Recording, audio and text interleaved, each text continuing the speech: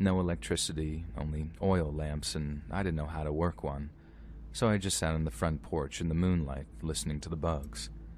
They were louder than usual, and then I heard footsteps. More than one person very close. There was no way that I could have missed them when they were further away. I looked around, beginning to panic. I didn't hear any voices or any banter, just shuffling, and it got louder and it sounded like a mob. I jumped up and ran inside, tripping a few times, psyching myself out like I was suddenly in a horror movie where every stumble meant certain death. I slammed the door shut and locked it, grabbed the fireplace poker lying next to the doorway and ran into my room. No lock on that door. My window faced the moon, lighting up the room enough for my eyes to adjust. And I stood there, poker held short like a baseball bat, staring at the door for a long time. But there was nothing, and the silence made me feel slightly at ease. I walked over to my bed, about to let myself fall into it, when I glanced at the window at the last moment. There, draped in a headscarf, peering in, was a woman.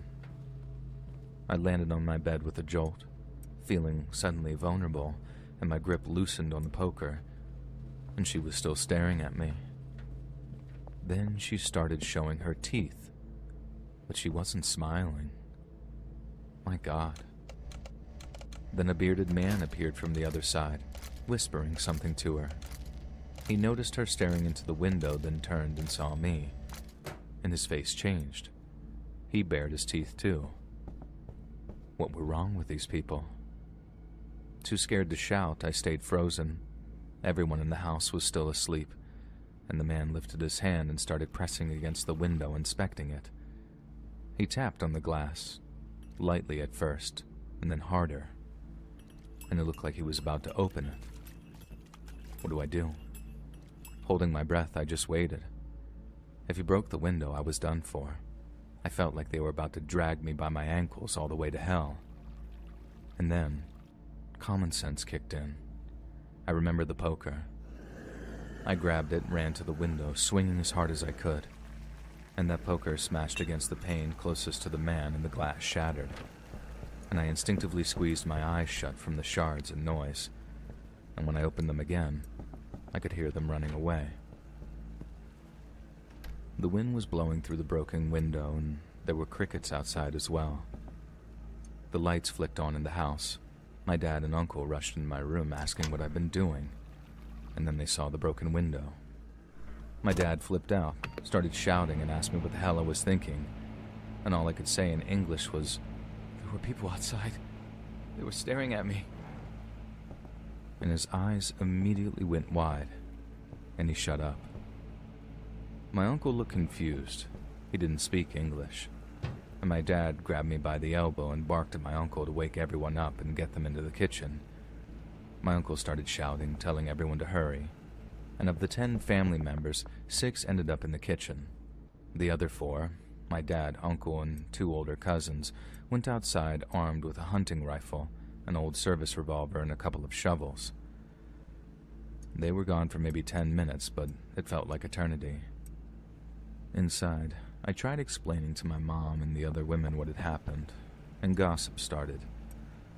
My aunt started stirring things up and smirked and told the kids that it was La Llorona and her husband, and that freaked me and my younger cousin out.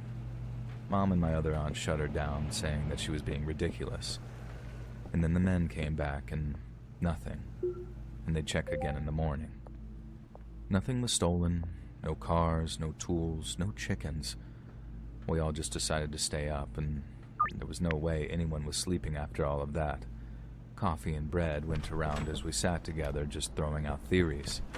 Thieves, spies, La Llorona, stalkers, even skinwalkers came up. At sunrise, the whole family went outside to check things over.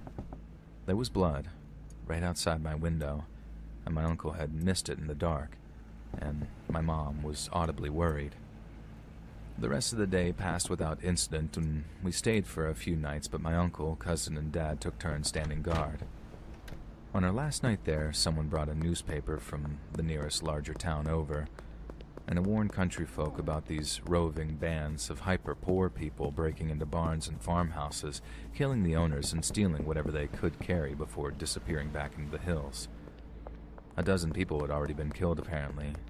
Only one survivor, a farmhand who managed to shoot an intruder and drag himself to town, had lived long enough to tell what had happened, and the town's terrible doctor unfortunately couldn't save him. My dad's face was grim. That's who they were, he said.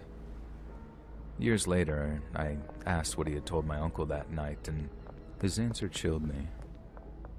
I told him I saw gitanos, and my uncle instantly knew what to do. I looked it up later, and I guess gitanos in English means gypsies.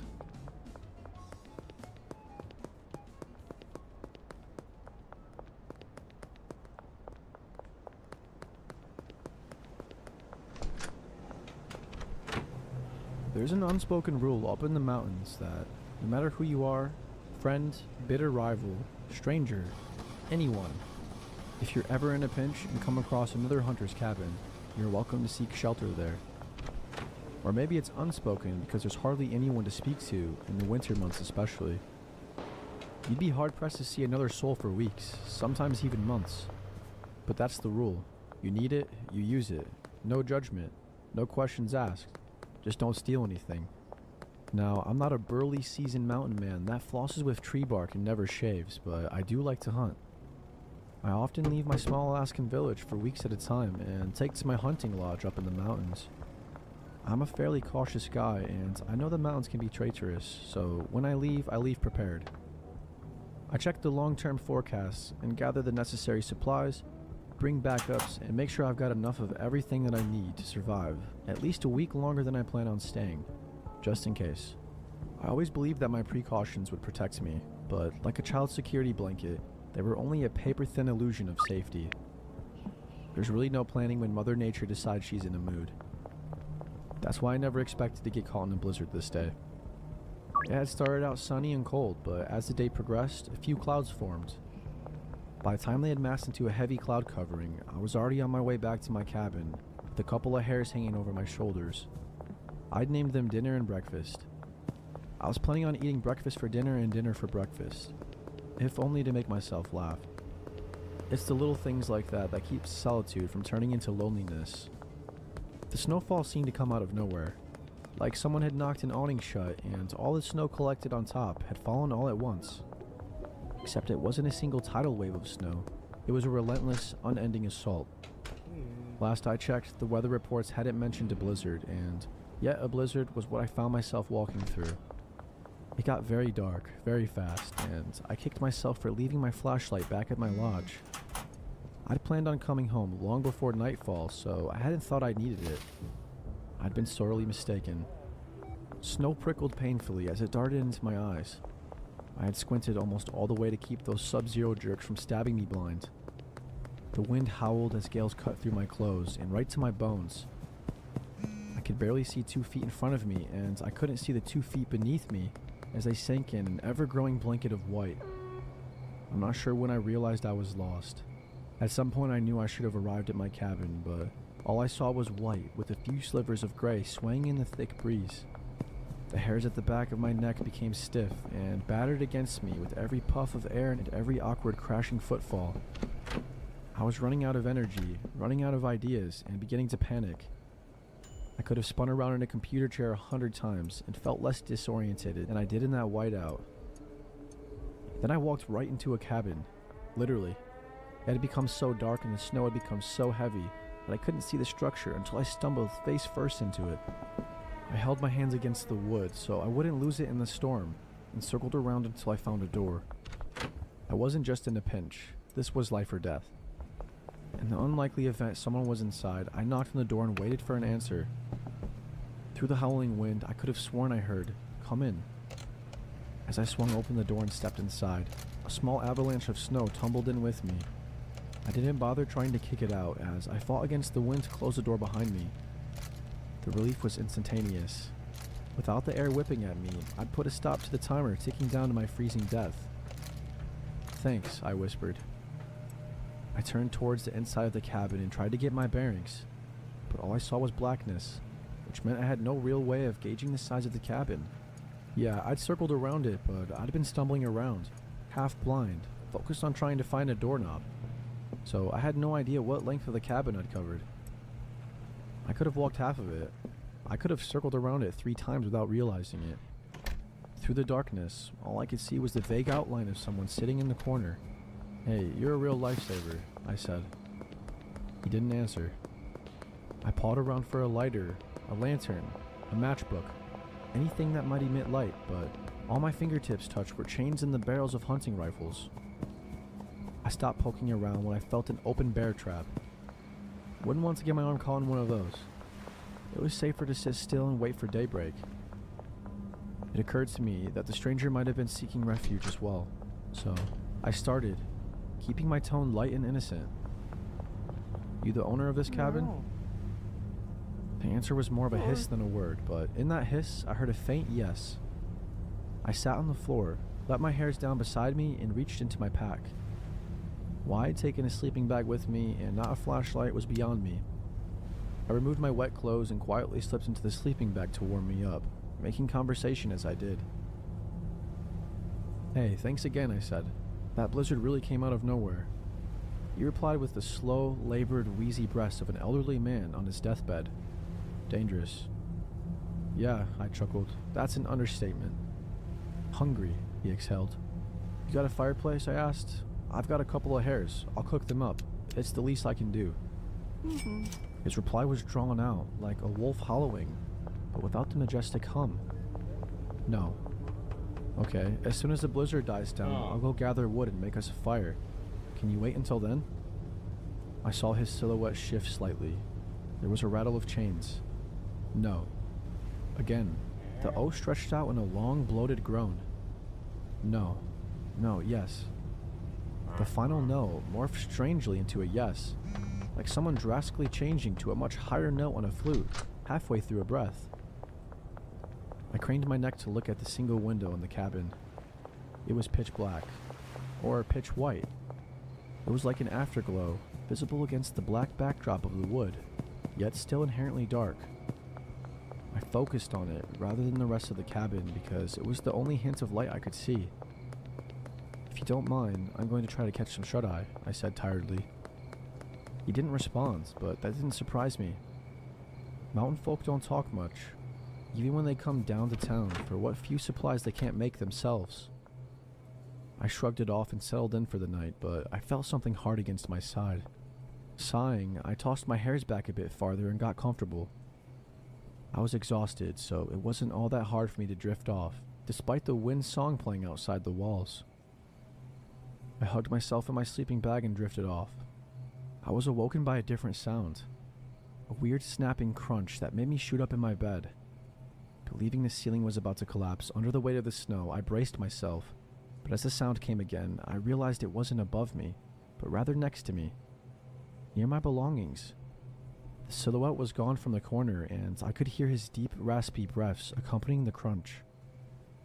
"What the hell are you doing?" I snapped. He retreated back to his corner with a rattling of chains. My adrenaline was pumping, and I wasn't even sure why. Something about the stranger put me in a state of near panic. My instincts were telling me to leave, but I truly couldn't afford it. Whatever this guy was up to, I was safer with him than I was out there in that blizzard. I grabbed my backpack and propped myself against the wall in a seated position, staring at the silhouette, expecting him to make a move. I kept myself awake and alert, never looking away, even as the howling wind slowly diminished in strength. Once or twice, I felt my head begin to dip and my eyes begin to shut, but every time I slipped, the faint rattle of chains snapped me back into consciousness. As the blizzard cleared and the sun slowly rose, light began to trickle into the cabin. The scene filtered through in tiny increments with each layer uncovered by the sun, like a printer slowly spitting out the full picture one line at a time. I wasn't even in a cabin. I was in a large supply shed that was maybe 10 to 11 feet long and 7 to 8 feet wide. There was no fireplace, which makes sense for a supply shed. There were tools, traps, and rifles lining every wall. The silhouette in the corner slowly stopped being a silhouette and started being a distinct person. Skinny. No, actually gaunt. Pale. No, actually ghost white. Man. No, it was a corpse. I was gutted. He was dead. Not, oh shoot, I died overnight. Sorry about that, dead. Like long dead. Long dead. His body was all shriveled and mummified. If that's even the right word for it. He wasn't wrapped up in bandages or anything like that, but his skin was completely dehydrated and stiff like an unwrapped mummy. His hair was hanging from his head in unkept strings. His teeth were poking out of his shrunken lips, with a wide gap where the top right canine should have been. There was a stain of age-old blood soaked in the wood beneath him. I followed it by gaze to its origin, his left foot, and the bear trap in which it had been gotten caught. There was an empty hook on the wall above him with a chain leading to the trap. It was long enough for him to move around, but not enough for him to reach the front door, or the saw hanging above it. My best guess was the trap had fallen on its own while he was out, and at some point he'd done a supply run in the dark, and probably had gotten caught in his own trap. He probably died of thirst or something. Look, I'm telling you, he wasn't breathing, and he wasn't moving. He was dead as a doornail, and had been for quite some time. I sat there, reasoning I'd been delirious the night before.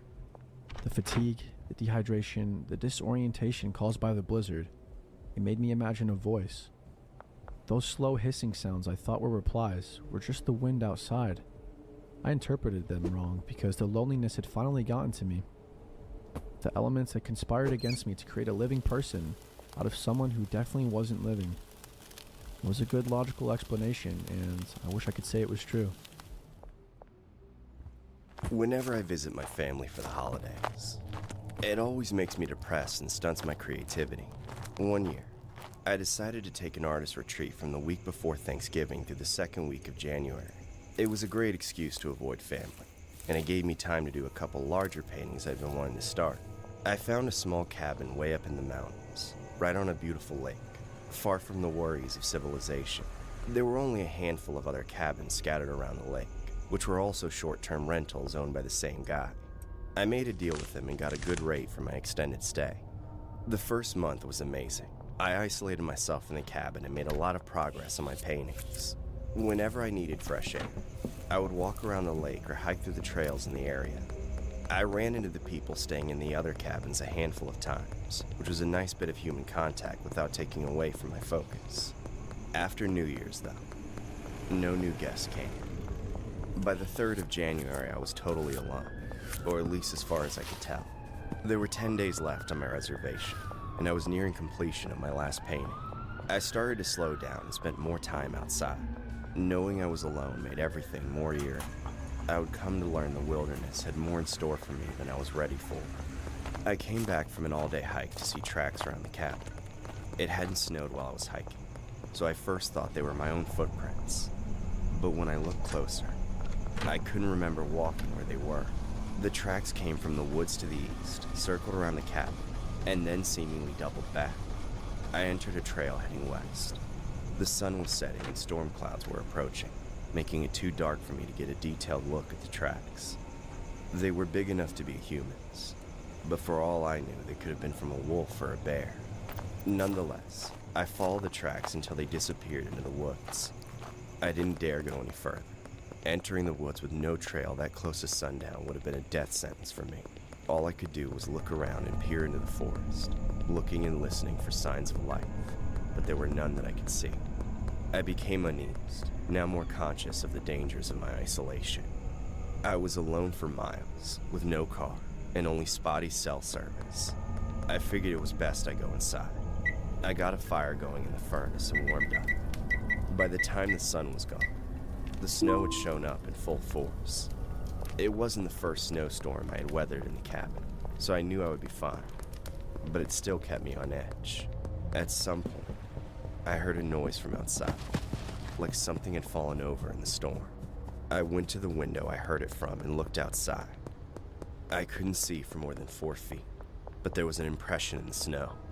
It was a couple feet wide and about a foot deep. In my head, I could see that a wolf had been sleeping there. slowly being buried in the snowfall until it got up, leaving that hole. My blood pressure spiked. I felt as though I was being stalked like prey. I looked out the other windows, but all I could see were more tracks around the cabin. They were fresh, but the snow was quickly filling them in, making it impossible for me to tell what could have made them. All I could do was close the blinds and stay inside. I felt trapped. I wasn't enjoying my artist retreat anymore. I kept myself distracted until I could get into bed, but I couldn't sleep. I just laid there, listening to the storm. That's when I heard another noise, like footsteps on the porch. I listened until it stopped. Then I got up and went over to the door to look out the window. By the time I got there, whatever it was had left. I no longer felt safe. I stayed up for the rest of the night, paranoid, listening for danger. I was up all the way to dawn. When I finally stepped out to investigate under sunlight, there were no tracks, no signs of any animals or people, just mounds of snow over everything. I went around the cabin, searching for any signs that someone or something had tried to get inside, but all I found was one little scratch in the logs on the eastern side. I leaned down to inspect it, and discovered it was actually some sort of carving, a symbol, but I didn't know what it meant. Just then, a gust of wind blew at my back, making me turn around on instinct. I gazed through the trees intently, wanting and not wanting to see something at the same time. After about a minute, I was about to give up, but then I finally saw it. There was a face staring back at me. A wild face, but the face of a man, hairy and rugged, with no expression whatsoever. The rest of his body seemed completely camouflaged. I stared at him until my blood ran cold. Then, I slowly backed away and returned to the cabin. I immediately made arrangements to leave early, calling for a ride and packing up all of my things. I called the property owner and told them what I saw, but they had never heard of anyone ever being there except him and his guests. I had to wait all day in crippling fear until my ride finally came, just before sundown. I don't know who or what I saw that day, but I don't think I would have lived through the night if I had stayed. No research revealed anything helpful about that area, but I believe there's some kind of reclusive, unknown tribe of people living in those mountains. I think I overstayed my welcome and was marked for removal. I went on a winter trip with my friends a few years ago. There were 6 of us. We had a long weekend at a large cabin-style house in the woods at the base of a mountain. It was set to snow all 4 days. I'm not used to that, but my friends assured me we were well prepared. On the second day, everyone wanted to hike up the mountain after breakfast. I tried to caution them about how much snow was already falling, but I went with anyway. It took us a few hours to reach the turnaround at the end of the trail, where we took a break and ate a light lunch. The view was nice, but I couldn't help but worry about how windy it was up there.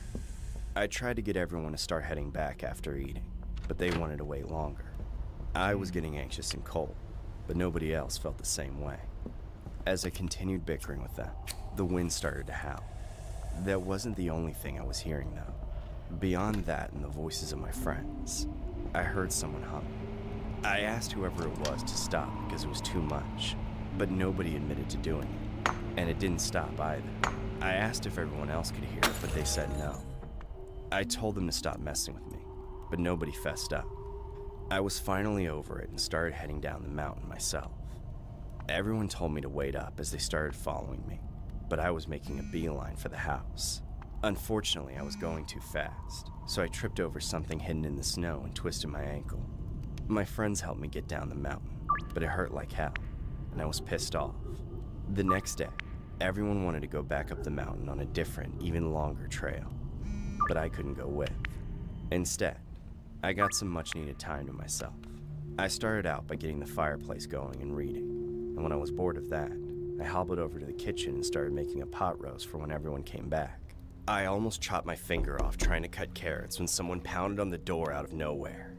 I was startled at first, but my next thought was that someone out there needed help, so I quickly went over to open the door, but there was nobody in sight. The only tracks I could see was the single group of my friends heading into the woods, and I couldn't get any text to go through to ask my friends if it was them. Right before I closed the door, I heard something that sent chills down my spine. It was that humming again. The same song as before. Without the wind, I could hear it better. It was a woman or girl humming some kind of creepy nursery rhyme, but I didn't recognize it. I called out to whoever was doing it, but I got no response.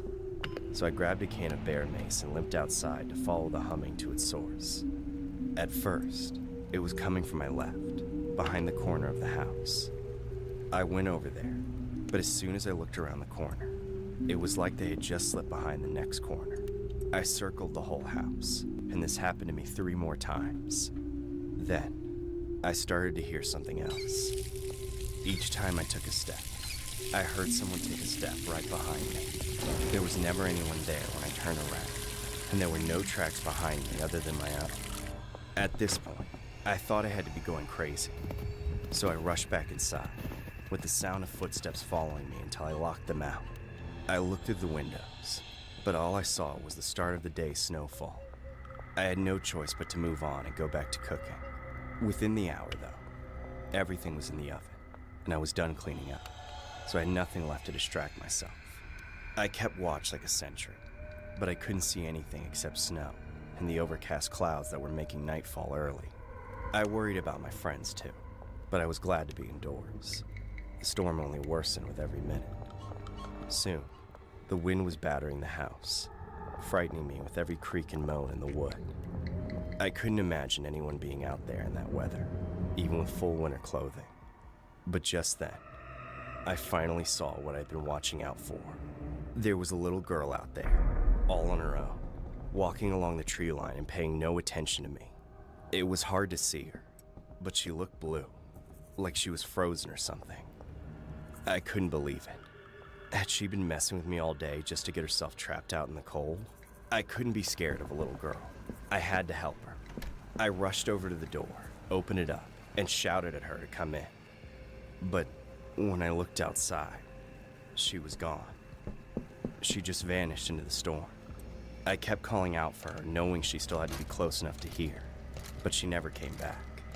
I was still at the door when my friends returned from their hike. They asked me who I was shouting to, and I had to tell them everything that happened while they were gone. They thought I was either messing with them or going crazy. The crazy thing is, I almost believed them. But as we were all eating together in the living room, someone started pounding on the door. I told them it was the same pounding as before, but this time, it wasn't stopping. One of my friends flung the door open, but once again, nobody was there. Now, everyone had reason to believe me, but nobody wanted to. We all stayed doubtful just to save our heads. Everyone fell asleep after a few drinks, but I kept watch all night. The next morning was our last day of the trip. We left a few hours early, and all the time that's passed, and even with all the thought I've given it, I've never been able to understand what happened to me on that mountain. My parents left me home alone to take my older brother to one of his hockey games. When I was younger, they used to force me to go with, but I had just reached the age they considered okay to be home alone for an evening. As I usually did when they left, I went to my brother's bedroom and started playing games on his computer. He never let me use it, sticking me with the old console in the basement that didn't have any games made after I was born. This happened years ago, but I'm pretty sure I was playing the latest Call of Duty at the time. So when I started hearing weird thumping sounds, I couldn't tell if it was coming from the headphones in real life. I kept pausing the game and taking them off to listen out for it, but I was never able to hear it precisely. I ended up assuming it was something in the game and started ignoring it. After about an hour, I took a break to use the bathroom. I had to walk past my bedroom to get to it, and my door was open. As I passed by it, I thought I saw something out of the corner of my eye. I did a double take and walked back, but there was nothing there. I could have sworn I saw a person outside my window, though. I went over and looked outside. Still no sign of anyone. It was getting too dark out. I tried opening the window, but it was frozen shut. Snow was starting to pile up outside, and the roof looked icy. I figured I was just paranoid because of the game. I continued over to the bathroom. But when I sat down on the toilet, I heard that weird thumping again. Now I knew it wasn't coming from the game. It was real. I heard the sound move, almost like it was over my head, going past me. Suddenly, I realized it was because someone was walking on the roof.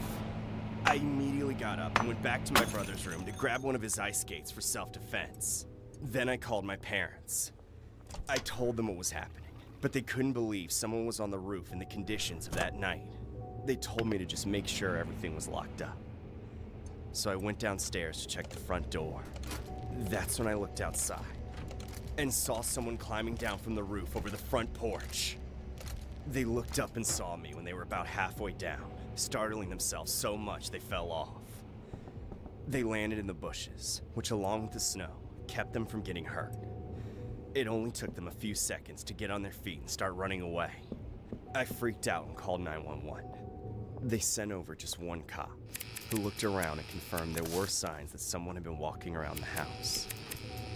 But he said it was too dangerous for him to check the roof. I asked him to stay until my parents got home, but he got another call and left. I asked my parents to come home early, but they said that if the cops said everything was fine, and since this hockey game was so important for my brother, they couldn't pull him out. I felt cheated and angry, but most of all, afraid. I sat on the couch and watched TV at low volume, keeping an ear out for any more sounds. A bit later, my parents said they would be on their way home soon, but it would take a while for them to arrive. To me, it just sounded like they were saying they didn't care about me. That's about the time I heard another noise. I located it, seemingly coming from behind the basement door. I opened it up, making the sound clearer. Something was scraping down there, but I was almost too scared to check. I forced myself to turn on the light and go down. On the basement floor, I looked to my left and saw through one of the windows that someone was digging through the snow. Before I knew it, they had cleared all the snow around the window. Then, they smashed through it with a hammer. I screamed and ran upstairs, locking the basement door. I called the police again, but it only took seconds before the intruder started pounding on the door. When they realized it was locked, they started breaking through it with the hammer. They soon pried open a hole big enough to look through. I could see their eyes, but a mask covered the rest of their face. I ran away, pleading for the operator to send more cops. I went into the garage, grabbed my mother's spare key, then jumped into her car and locked myself inside, hiding under the clutter on the floor. I was sobbing and begging, trying to be as quiet as possible, until they finally said they were sending someone. I waited in terror for over 10 minutes. I don't know if the intruder ever went into the garage or not. I stayed on the phone with 911 the entire time, until they told me to open the garage door for the cops outside. I practically ran into their arms. They said they had searched outside the house and saw the broken window. Then one of them stayed with me while the others went inside. They didn't find anyone, but there was a trail of melted snow leading up from the basement all the way to my bedroom. When my parents got home, the cops were still there. They looked so embarrassed. They apologized for not taking me more seriously. And on the surface, I accepted it. But honestly, I've never stopped being salty that they chose to stay at my brother's dumb game instead of making sure I was safe. I think the intentions of the intruder were quite clear. Nobody was ever caught. But I think it was someone from my brother's school who knew about me, and knew I would be home alone during that game.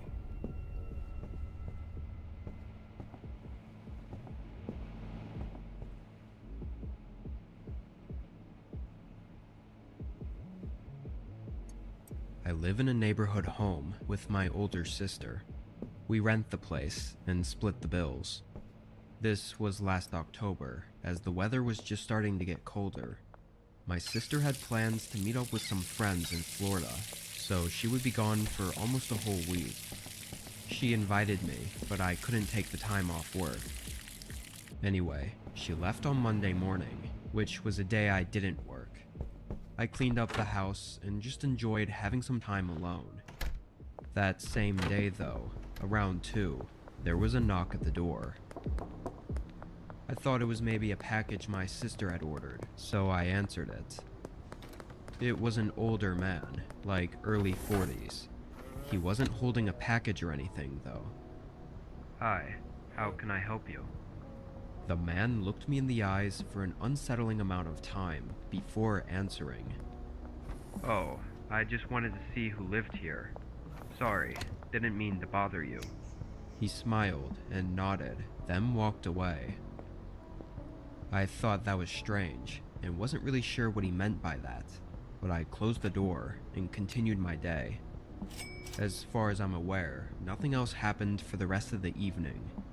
The following day I had work, so I woke up early and headed down to the office. I got back home at 6. Only a half hour later, and while I was cooking dinner, there was a knock at the door again. I looked out the peephole before answering this time, and it was the same man from yesterday. He was easy to recognize because he wore the same exact clothes. I opened the door, though I was a bit more hesitant this time, only cracking it open. "Is everything okay?" He smiled and said of course, as if I was being silly for asking that. He then said he was just checking in on me. The way he said it was like it was expected or something. "Oh, are you a neighbor of mine? I didn't know," I said, assuming he must be one of those older nosy neighbors. It still would be strange for him to check in on me, but it would explain it. "Oh, no, I was just walking around," he said. He was really starting to creep me out now, so I said I was fine and closed the door. I waited for him to leave my porch, then went back to cooking. I texted my sister that night, asking if she'd ever encountered that man, but she said no. I was paranoid the rest of the night. I felt safe inside my home. All the doors were locked and everything, but I also felt like I was being stalked and watched. What could that man possibly want that wasn't something creepy? The night passed again, with no more signs of him, and same with the following day. He didn't knock on the door, and I had hoped it might actually be nothing to worry about. The day after, I had off work, and it was the last day that my sister would be gone for. I spent most of my time inside and just hanging out, reading and watching YouTube. Every so often, I'd peek out the windows, just to be cautious, but I never saw anything. Around 8, I was watching TV when I heard something scrape against the outside of the house. It sounded like a stick scratching along the siding. I quickly got up and opened the blinds, seeing the bush right under the window shaking, and faintly, I could hear footsteps running away. I couldn't see anything else in the dark though. I felt like I was going to throw up. Surely it was the same man, but how long was he there? Was he sitting in the bushes, trying to watch me through the window? I was so out of it, I didn't know what to do, and ended up calling my sister. Luckily for me, she picked up. I tried to explain to her what was going on, but I think I was talking too fast for her to understand, and midway through the conversation, there was a knock at the door. I didn't answer, but the man started calling out and knocking louder. He asked me to let him in and tried to guilt trip me by saying he was injured. Then he made excuses for being outside my home and then started apologizing for everything. He continued to bang on the door. It was creepy and disturbing how desperate he was for me to open the door. Clearly something was wrong with him. My sister told me to call 911 immediately, so I hung up and did as she said. The man stayed at the door for a whole 5 minutes, still trying to convince me to let him in, before he finally left. What the man actually wanted is unknown, and how long he was stalking me for is also unknown. He could have somehow figured out my sister was gone for the week. It just seems like too big of a coincidence. Whatever the case, I haven't seen him at all since then. Hopefully, it's over.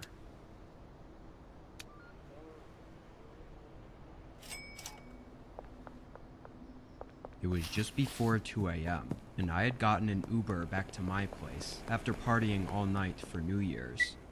I don't think I was plastered or anything, but I definitely was well beyond tipsy, and I had a raging headache. When I got dropped off, I slowly made my way up to the front door and fumbled around with my keys for way too long before making it inside. I tossed everything on the floor and took an ibuprofen, then fell over on the couch. I was exhausted and tired, but the headache was keeping me from sleeping, so I kind of just laid there with my eyes closed for a while. I honestly have no idea how long. Randomly, though, the doorbell rang. It rang several times, and I never got up to answer the door, or even see who it was. At the moment, I didn't even care or think about it. I just wanted to lay there and try to sleep and not be bothered. Obviously, with it being the middle of the night, someone ringing my doorbell repeatedly should be pretty concerning. But like I said, I had a bit too much to drink. Surprisingly, not too long after they stopped ringing the doorbell, I actually managed to pass out on the couch. I couldn't say how long I was asleep for, but when I woke up, I was very groggy and felt weak, still with a pounding headache, and the whole house was dark. I stood up and tried to make my way to the kitchen to get a glass of water when I noticed a streak of light on the wall in the hallway. Even in my not-so-sober state, it was unmistakable what it was. The light was coming from the front door being partially open and moonlight spilling into the house. Was I really so drunk that I didn't close the door? There was no way. Before I could even walk into the hallway and look at the door, footsteps moved around upstairs. I froze, then hurried back to the couch and ducked behind it. There were 2 sets of footsteps, walking right above me. I thought about making a run for it, but my hesitation ruined my chances as the footsteps began making their way down the stairs. There was a pause, then the sound of the front door shutting, and the streak of light disappeared. "Alright, let's get on with it." A man spoke. I was completely sobered up now, and realized they probably had just gotten inside moments before I woke up, and immediately checked the bedrooms upstairs. Not seeing anyone, they assumed the place was empty. My chest felt like it was burning from how fast my heart was racing.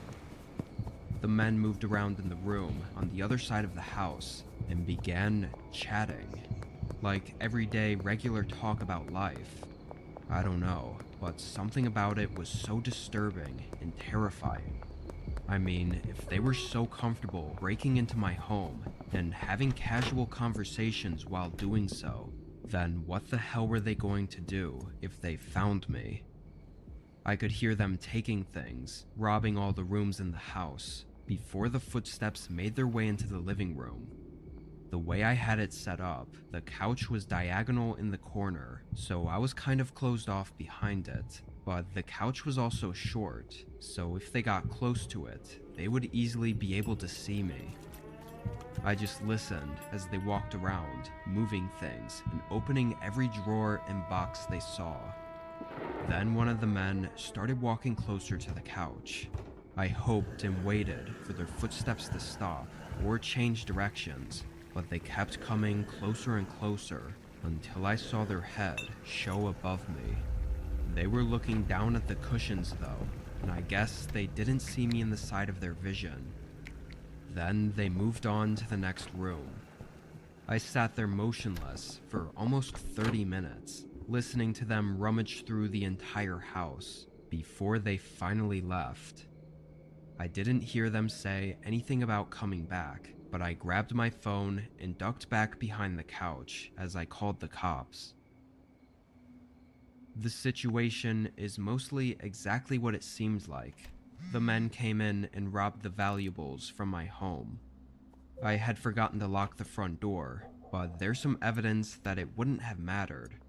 A neighbor said they saw two men watching my house rather suspiciously over the course of the past week. Likely they saw that I lived alone and always parked in the driveway. So when I took my car to the New Year's party and came back in an Uber without my car, they thought I wasn't home. Thankfully, it seems they only intended to rob me and nothing more, but had they found me, who knows what could have happened.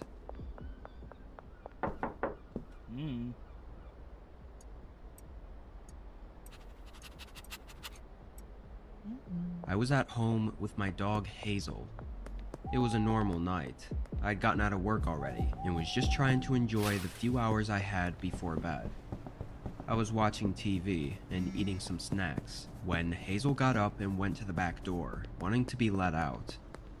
I got up and let her outside to do her business.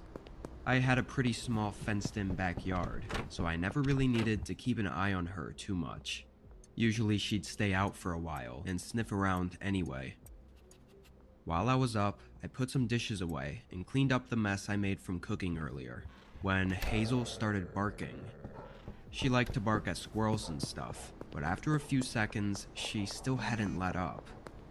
I walked over to the back door and opened it, seeing Hazel standing by the side of the fence and barking at it, like something was on the other side. It was just woods on that side of the fence, so I thought maybe she'd seen a coyote or something. Just to be safe, I called her back inside. I got back on the couch and turned the TV on. Something was immediately different about Hazel though. Usually she'd lay on or next to me, but she was sitting on the edge of the couch, head perked up and staring at the back door. No matter how much I'd call her over, she'd just glance at me, then go back to watching. She was like this for the rest of the night. A couple times I did look over there, but saw nothing. I thought she was just in protective mode for some reason, which she does randomly sometimes. We stayed up for a bit, then went to bed at 10:30. Hazel usually sleeps on the end of my bed, or on her doggy bed in the corner of the room, but I always leave the bedroom door cracked open because her food and water is downstairs. When I woke up in the middle of the night, I noticed the bedroom door was wide open, much more than I had left it. Maybe she bumped into the door. She wasn't in the room, and I didn't hear her nails clicking on the wooden floor, or the sound of her eating or drinking. On any other day, I'd probably just go back to sleep and not worry about it, but something gave me a bad gut feeling. Even my body seemed to have fully woken up already. I got out of bed and looked out into the hallway. The house was quiet. Hazel? I walked down the steps and into the living room. Everything seemed to be normal, but all the food and water in her bowls were still full. At this point, everything was rushing through my mind. I was scared maybe somehow I'd left the back door open and she ran away or something, even though I knew I didn't. I walked into the kitchen and my heart sank, seeing Hazel crouched underneath the table, shivering and shaking, and staring at me, completely terrified of something. I called her name again, and she didn't move, and then I noticed the back door was open. Everything was starting to come together in my mind, but I didn't know what to do. I felt trapped and scared and vulnerable. I hurried over to the table and picked Hazel up, then ran right out the back door. I left through the fence gate and ran over to a neighbor's house. It took a minute, but eventually they woke up and answered the door, calling the police for me. When officers searched my home, they didn't find anyone. There were a few signs of shoe prints around the house though, some even being upstairs. That whole scenario is so confusing and left me with hundreds of questions and zero answers. I don't know who it was, or why they broke in, or even how long they'd been inside for. Were they the one to open my bedroom door all the way? Were they hiding when I was looking for Hazel? Were they even still in the house? I almost wish I encountered them before running away, so I'd at least have some sort of answers. Now I'm left with nothing. I just have to live and hope it was some random thing, and that they don't come back.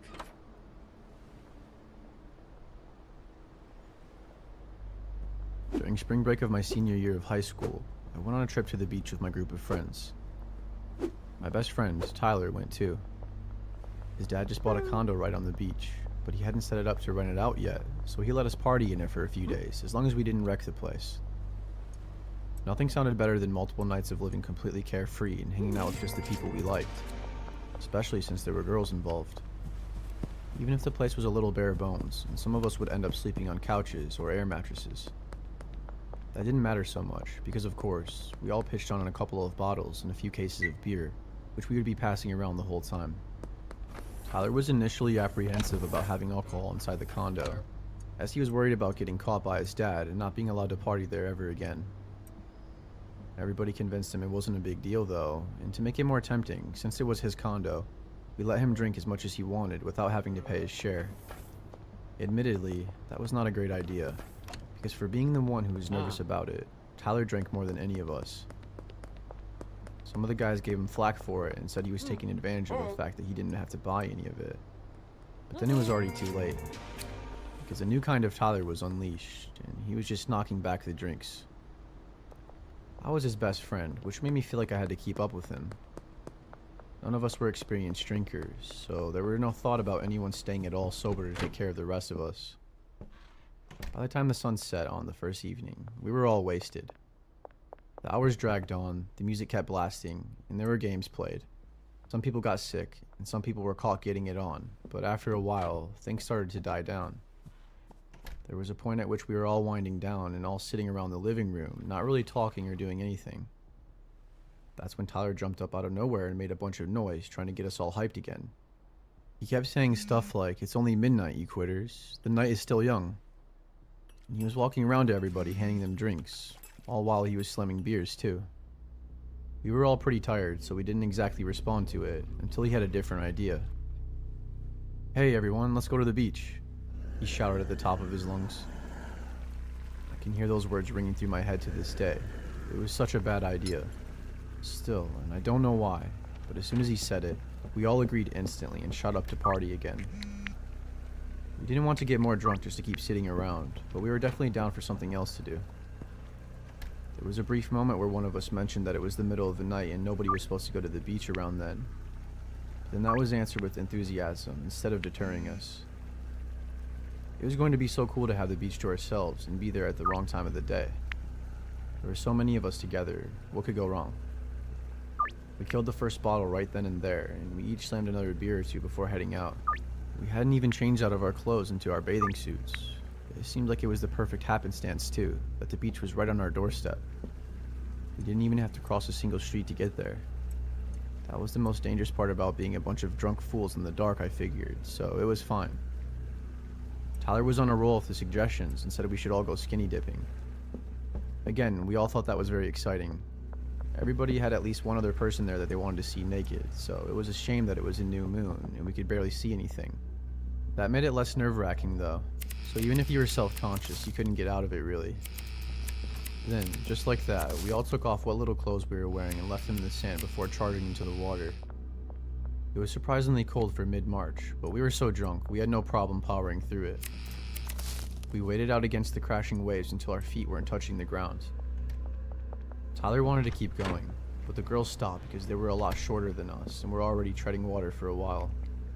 So of course, most of the guys stayed with them. Tyler, on the other hand, hadn't been hitting on any of them and was basically in his own world that sometimes had me involved in it, so he pressed on, breaking out into a full-on swim. I chased after him, trying to keep in my line of sight, but unfortunately, the waves were really high, even though they weren't breaking on us anymore. I started to feel sick from the motion, like I might throw up all my drinks straight into the ocean. That, and I was getting cold and tired. Eventually, I stopped and treaded water. I couldn't see Tyler anymore. I called his name, but there was no response. Not a shout back, not even splashing. I swam out a little further and I called his name again, as loud as I could. but still, just silence. My heart started pounding and I felt my throat closing up. I don't even know if it was the cold or just being scared of losing my friend, but it was probably a combination of both. I kept calling his name for a while until I eventually started to feel exhausted from treading water. Eventually I heard the rest of my friends calling out to us to come back. I was surprised how quiet they sounded, as I hadn't realized how far we swam out. Reluctantly, knowing I didn't have much energy left, I turned back and swam toward the sound of their voices until I could stand again. I was hoping beyond hope that Tyler was with them. In the darkness, I couldn't make out much detail, but I could tell they had all gotten cold or bored and were standing on the beach, waiting for us. As I dragged myself up to them, completely drained, my heart sank when I counted one less person than there should have been. "Where's Tyler?" I asked them right away. There was a short pause, and they all looked at each other with concern, then said they thought he was with me. In a last-ditch hope, I thought maybe he had gotten around all of us and was the first to get back to the pile of clothes and get dressed. We all ran over there and picked out our clothes, putting them on, and seeing to our horror that Tyler's trunks were still there.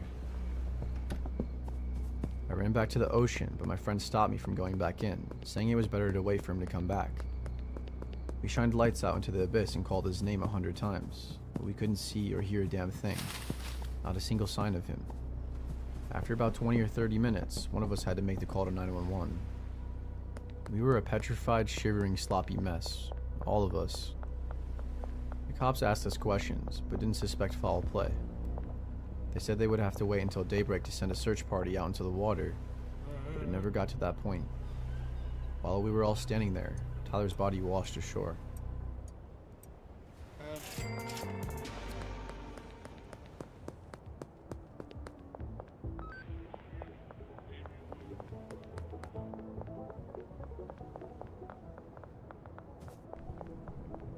My money situation hasn't been the best lately.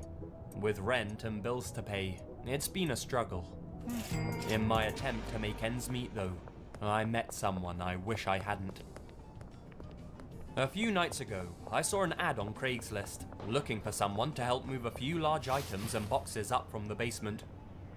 The job offered $12 an hour, cash, and estimated to be around 5 to 7 hours worth of work. That sounded great to me, and best of all, it was within walking distance of my house. I emailed the poster of the ad, and everything seemed great at first.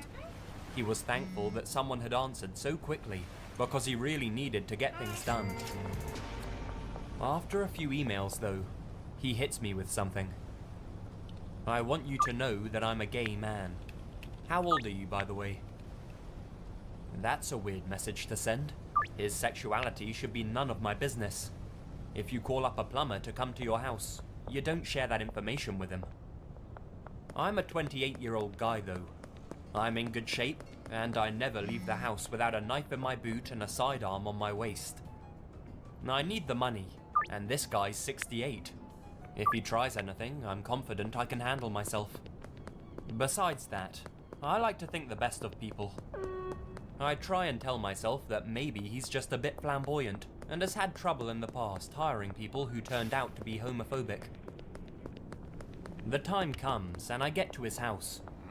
He comes off as a normal and pleasant dude right from the bat. He's polite and friendly and has a really cool house. It's your typical middle-class New England home from the early 40s. Not something I'd want to live in because you're so closed off with smaller rooms, but they have a nice charm. He's even furnished it with antiques from the time period. So, I'm put a little at ease with everything going so well at first. He takes me down into the basement, and it is a bit creepy. Let's be honest here, most basements are. Even more so when it belongs to a stranger.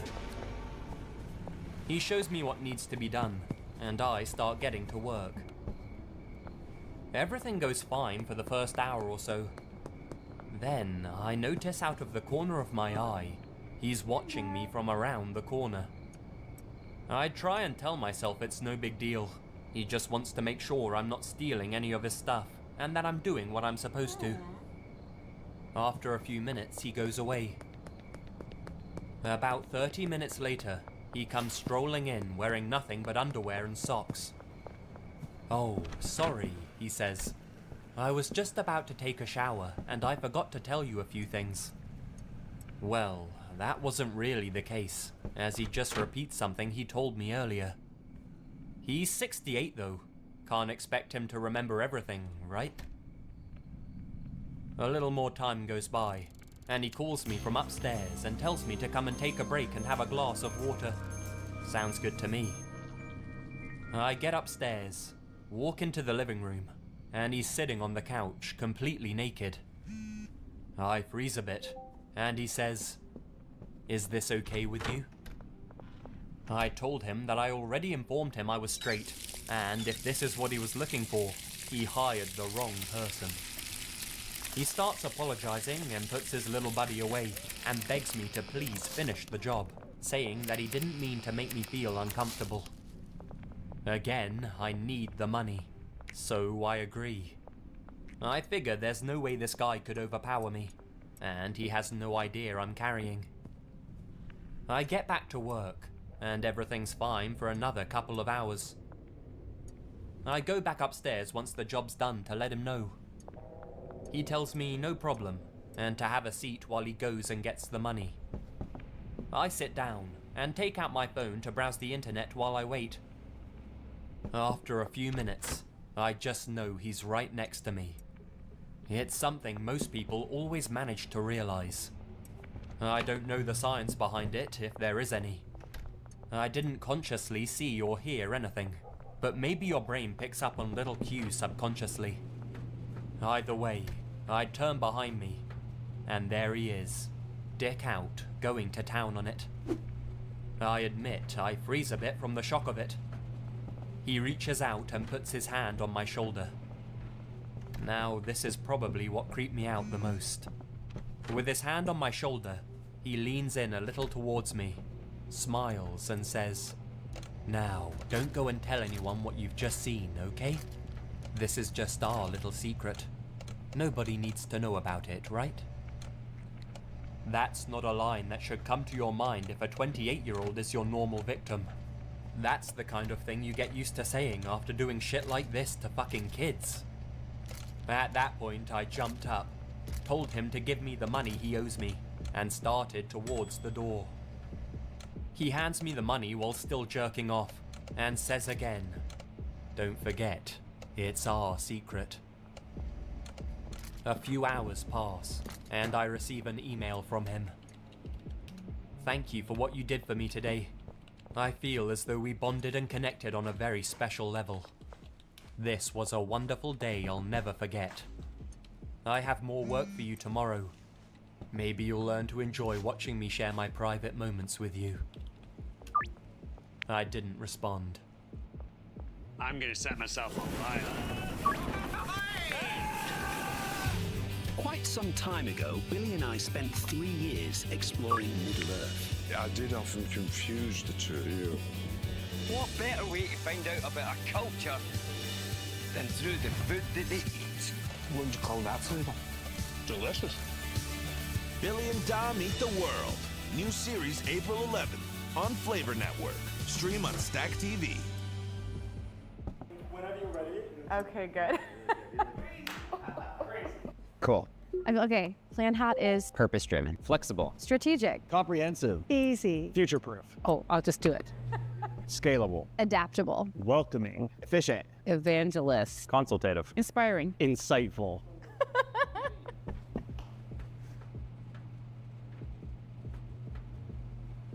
Even though I'm a big coward when it comes to anything scary, this has to be the perfect place to share a terrifying incident that involved my cousins and myself about 15 years ago. At the time this happened, I was approaching my 16th birthday. My family had a big reunion every year in Southern California. Since I hadn't attended since I was little, my parents thought it would be a fun way to spend my summer break. It would also be a great opportunity to get to know my cousins. There was 3 of them, and they were all girls around my age. After I thought about it, it sounded fun, so I agreed and flew out the next month to Los Angeles. The reunion was held at the same hotel we were all staying in. When I arrived there, I was met by my cousins, Jennifer, Belinda, and Stormy. It was amazing how much alike we all looked. We all had long blonde hair and blue eyes, not to mention our facial similarities, but it made sense since our dads were brothers. The biggest difference was how tan they were. Since I had been inside all winter in Minnesota, they were much darker than me. My uncle and dad decided to let us stay in one room together. It was a big fancy bridal suite.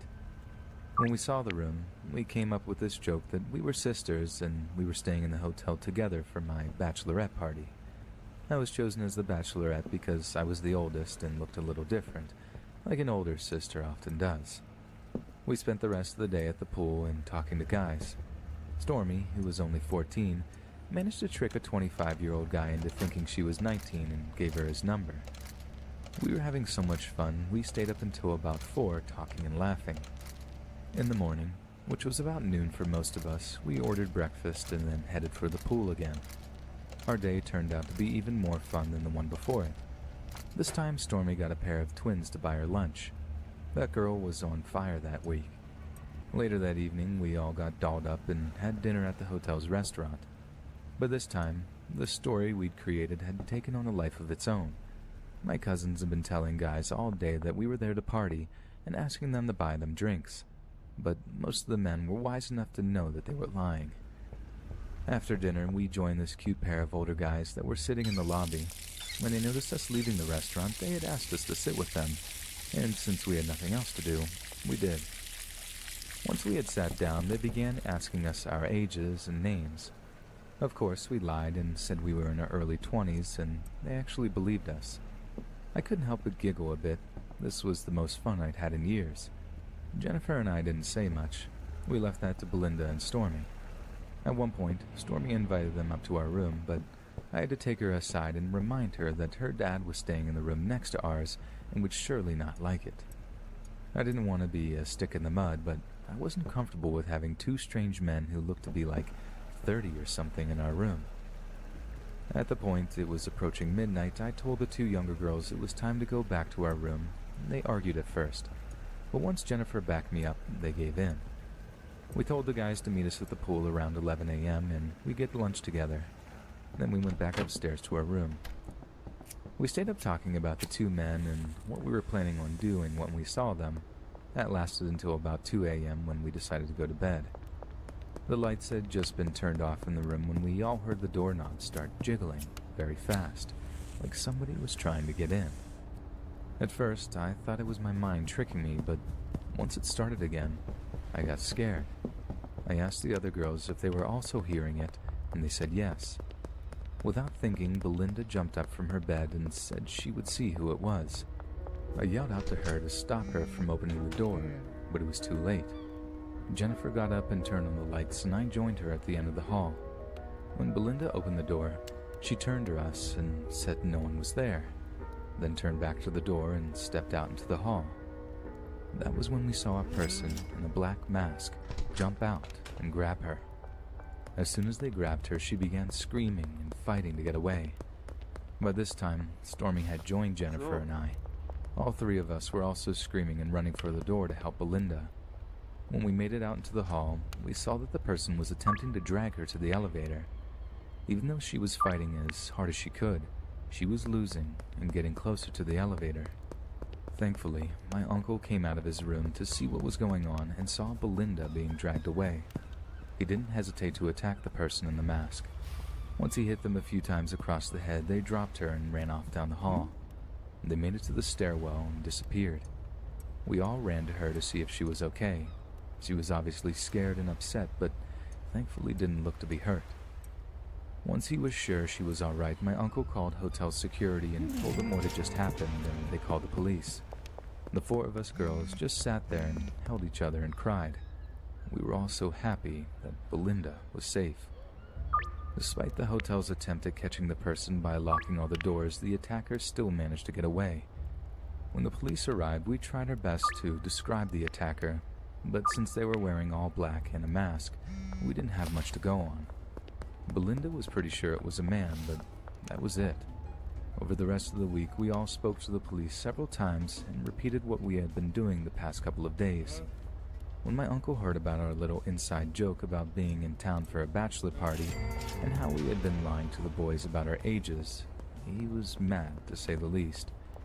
The police told him that one of those boys was most likely the one that had grabbed Belinda. His theory was that they were trying to kidnap one of us to potentially sell us to a trafficker.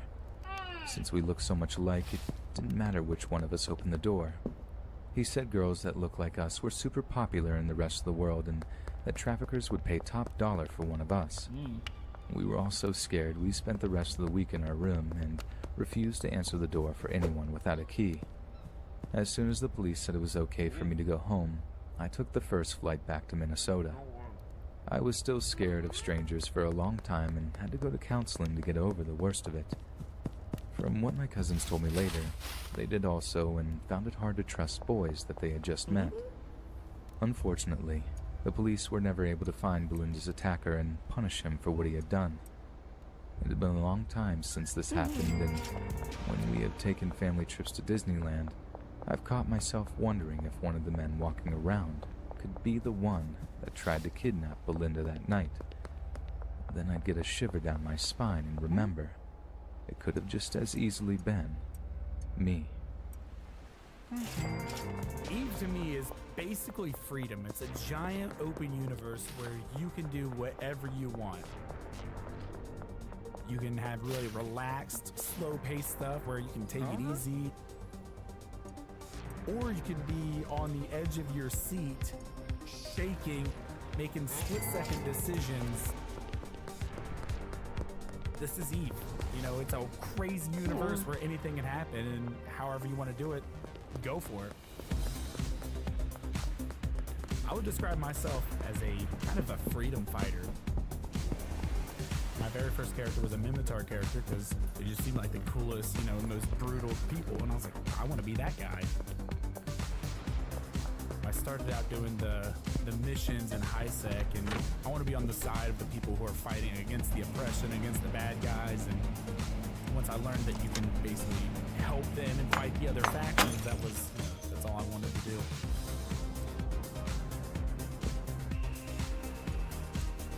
It's a very satisfying feeling, starting out at the bottom and working my way up, getting to more advanced, situations, bigger ships, bigger enemies, and all that kind of cool stuff.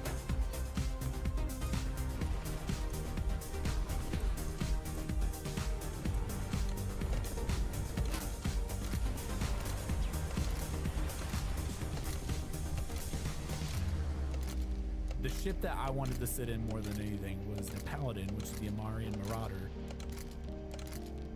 It was red and gold, and it had the lasers, and it, massive firepower, incredible capabilities, and I wanted to sit in that thing. I wanted to fly. I wanted to undock.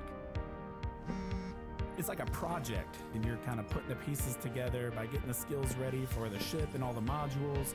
You've got to get the money to afford it.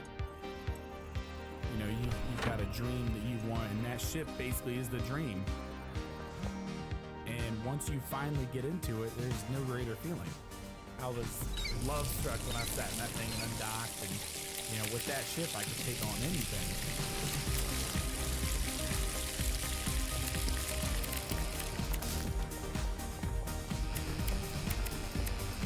There's so many different forms of PvE that trying to wrap your head around it, you've got a ton to do. All the options are there. It's just a matter of going out and whatever fits your playstyle, whatever you feel is the best thing to go after.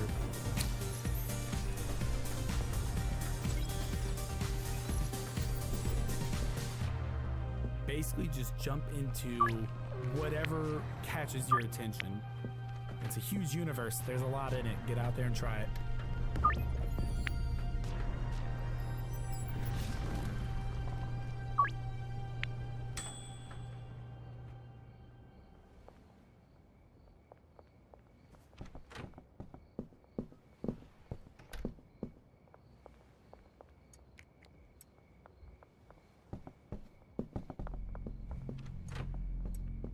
So, I've heard similar stories, and I figured I should share my story and see what other people's take on this is. Because to this day, I'm still baffled by this experience. Anyway, I was living in Austin, Texas at the time, but I had flown out to Los Angeles for the weekend. My friends put on a yearly music festival at a biker bar out around Joshua Tree. Just a relatively small thing compared to Coachella and the like, where most of the attendees are also musicians and everyone knows each other. So, we drink. Heavily. For 3 days or so. By the end of it, you tend to need at least a week to recover. So, I was flying back to Texas, wildly hungover and miserable and completely drained. I had a flight from LA to Dallas, and then a quick hop to Austin from there. I was seated by the window, on the left side, where there are only 2 seats. Seated in the aisle seat was a middle-aged woman, totally unremarkable, just your average Texan mum. We made polite small talk for a few minutes, but I really felt like doing nothing but curling up into a ball against the wall and passing out. So, shortly after takeoff, I put in my headphones and started watching a movie on my iPod until I fell asleep. Throughout the movie, I thought I noticed her trying to look over my shoulder and watch the movie too, and then mumbling something like, "Oh great, just ignore me." This happened several more times, but I convinced myself that I was just misreading her. Eventually, I noticed her furiously scribbling writing in the margins of a beat-up leather-bound book. I kept peeking over at it, noticing that the entire book was filled with unintelligible chicken scratch in pretty much every bit of the available space in the margins. I also noticed it was an Alcoholics Anonymous book. Whatever, I thought. Just someone with some issues. I eventually fell asleep. I woke up as we were landing in Dallas. People started getting off the plane. The lady makes zero effort to start packing her things up or get ready to go. She keeps sitting there, scribbling in her book.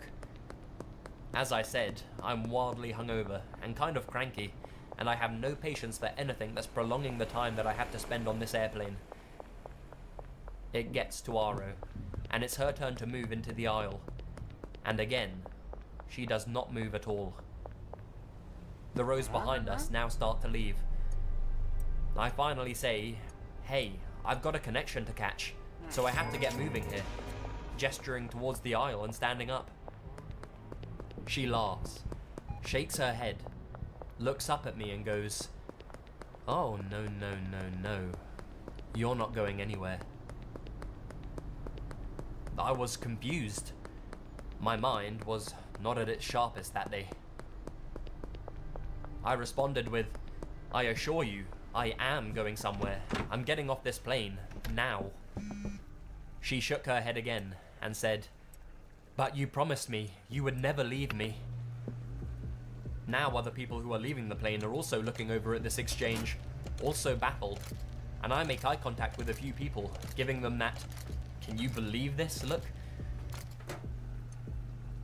I begin edging my way out of the row, saying, "I certainly never said that.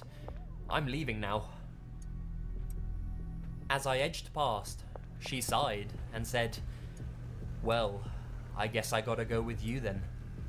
At which point, she stands up behind me, leaving her purse and book and all her belongings on the plane, and follows me out. All through the tunnel, and through the terminal, and up the escalator, this woman follows at my heels, grinning like a madwoman the entire time. I'm walking fast, but she's right on my heels. I didn't say anything at first, and my mind just kept saying, "Why is this happening now, of all the days?" I just did not want to deal with whatever the hell breakdown this woman was having, not with the way I was feeling.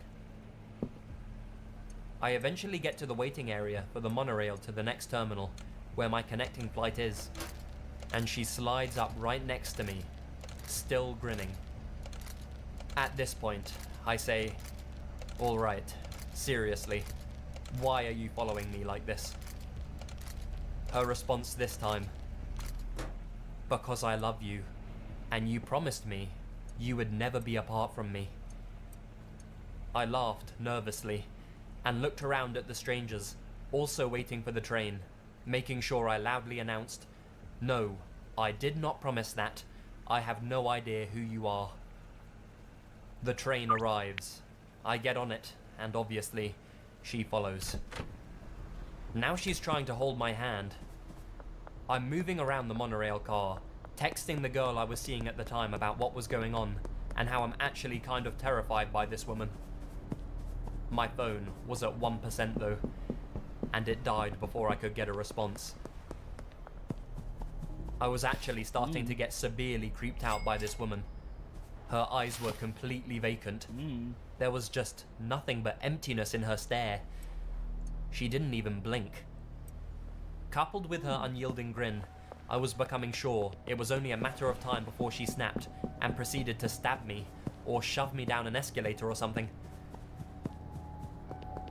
She's still grabbing at my hand and following me as I shove around the tiny train car, and I announce to the other strangers, I have no idea who this woman is. Seriously, can anyone get a hold of security or something? Everyone responded with silence. I guess nobody else wanted to deal with this either. I felt like I was becoming the crazy one now, making random statements to a train full of strangers. We finally get to the other terminal. I near run to my gate, with her right behind me still, saying things like, "You can't get away from me this time." I get to the gate and spend a moment scanning the crowd. I see a woman in what looked like a police uniform waiting, and I say, "Excuse me, are you security or police or something? You see, this lady is..." But she just shakes her head at me. Everyone in the crowd just does their best to ignore us. You would be amazed at how hard it is to find security or police in a damned airport these days when you really need them. Finally, I go up to the desk and shamelessly interrupt the agent standing there. Doing my best to maintain composure, I put on a half smile and explain to them, "Hi there. So this woman standing right next to me here, I have no idea who she is, and she's been following me for quite some time." Both the agents laugh. The male one makes a comment like, "Oh, long vacation, huh? Seriously, what can I help you with?" The crazy lady laughed with them, rolling her eyes at my absurd assertion that I didn't know her. I chuckled, shook my head, and said again, "No, I mean it. I have no idea who this woman is." They finally saw the desperation in my eyes and the seriousness of my tone, and their smiles faded. Can we see your boarding passes?" I handed him mine. She produced hers from her pocket as I continued explaining. She was on my previous flight. She even left her purse on that plane, all the way in the other terminal. The agents speak with themselves off to the side for a moment, while I completely ignore this woman, just swatting away her hand as she tries to hold mine for the 100th time. The agents make a few quick, hushed calls, and then come back over to me and just say, "Come with me." They immediately whisk me through a door and slam it on my pursuer, and I'm loaded onto the plane about 10 minutes before any other passenger. A stream of staff filters through, each one offering me a new apology. Eventually, the rest of the passengers get on, and they all shoot me glances as they pass by my row. Some of sympathy, some of sheer confusion. The man who sits behind me asks, "Hey man, what was that?" I give him the brief version, and then he tells me this. "She had a complete and total meltdown the second you got on this plane. Screaming, tearing her hair out, pounding her feet. They took her away in handcuffs. You really didn't know her?" Nope, I didn't. To this day, I still wonder all the time what the hell was going on with that woman. I've barely even told this story to many of my friends because it's just so unbelievable. I never received any other information about the incident. I never learned who she was, or why she thought I promised her anything, let alone eternal companionship and love. To this day, when I think about the look in her eyes when she said, "You promised me you'd never leave me," my skin crawls. so effing weird. Looking for the right coverage to protect your loved ones? Start with a teammate you can trust. Sun Life, the proud life insurance partner of the Toronto Raptors.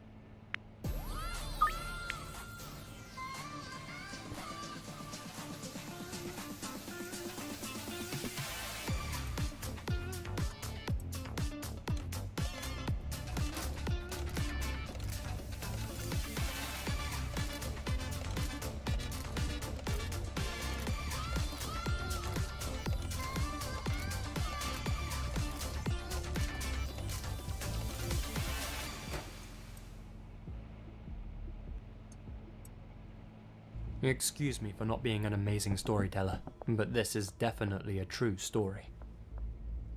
My mother used to work at a hotel in Washington, D.C. It was back in the 90s, and she was a housekeeper, or maid. She needed money because she was a refugee from Vietnam. Even though she didn't know much English at the time, she knew enough to get by at her job. Plus, all the other hotel staff and guests loved her because of how sweet she was. Because of this, anytime high-profile guests, such as the Backstreet Boys, would come and stay at the hotel, the manager always sent my mum to clean their rooms. One day, a guest came.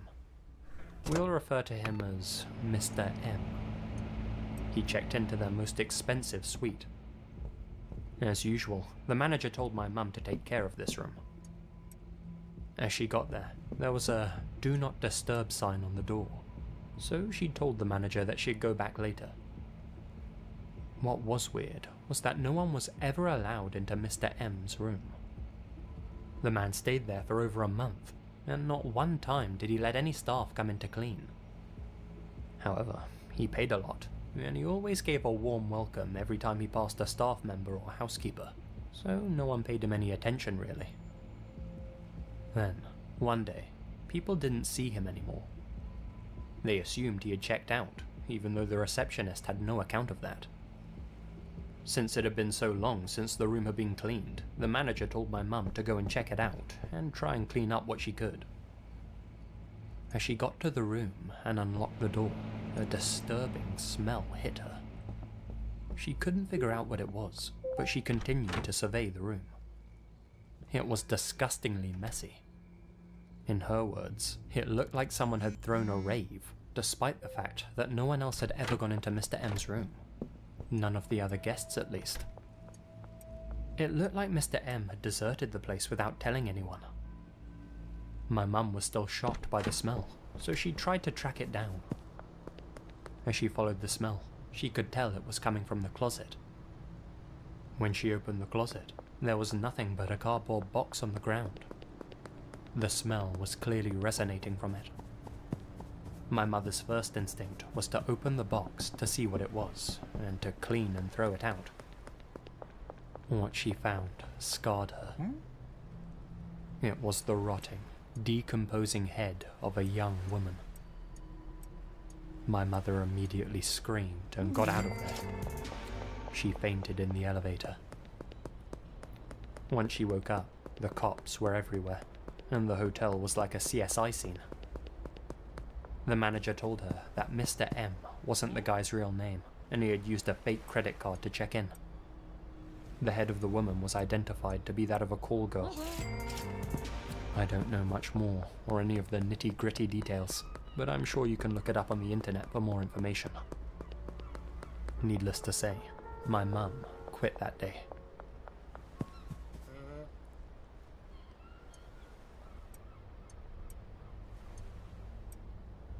When I was 21, I had transferred to a college in San Francisco.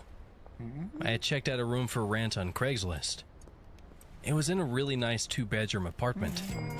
It was cheap rent and close to campus, so it was the ideal spot. The girl who lived there was 29, and her name was Beth. She was tall and wide, and she had jet black hair and wore pale makeup. She seemed nice, although a little quiet. But she seemed to like me and agreed to let me move in. So far, so good. My first night there, we went out for pizza, and that's when I could tell that something was a little bit off with her. Throughout dinner, she kept telling me how much I looked like Shia LaBeouf. I didn't know what to say, so I just shrugged it off with a thanks. I mean, I look nothing like Shia LaBeouf, so it just didn't make any sense to me. When we got back home, she asked if I'd seen her room yet. I said no, and so she took me to see it. Her walls were covered in posters of Shia LaBeouf. She even had printed out photos of him all over her mirror. She owned all of his movies. I didn't know what to make of it. It was creepy. The whole night she had been saying I look like him, and now it's obvious to me that she's obsessed with the guy. A few weeks passed, and I never really saw her that much. We didn't spend any time together, really. She would come home from work and practically run to her room. She would spend the whole night in there. She had this creepy high-pitched giggle, and I would hear her giggling through the walls all night. I wondered what the hell she could possibly be doing. Occasionally, she would come out and talk for like 2 minutes, and she would always be slurring her words, so I suspected she was drinking a lot.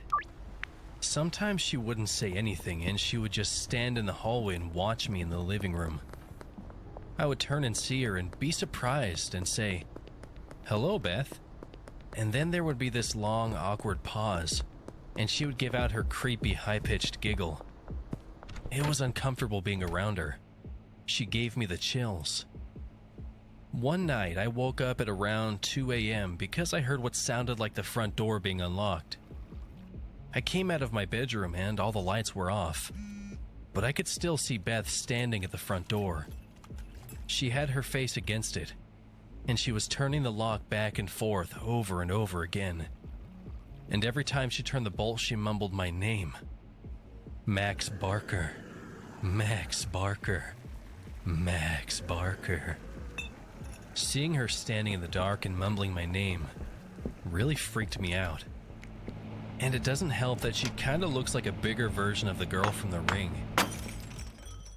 It's a multi-day extravaganza of world-class theater, dance, music, and more. The Ottawa Children's Festival returns May 8th to 13th. Fun, engaging, and accessible activities for kids of all ages, along with award-winning performance art from Canada and around the world. The festival showcases a variety of educational workshops and programs. Join us May 8th to 13th at our new location at Lansdowne Park, plus our second location at Arts Court. The Ottawa Children's Festival, celebrating 40 years. Tickets and schedule at ottawachildrensfestival.ca.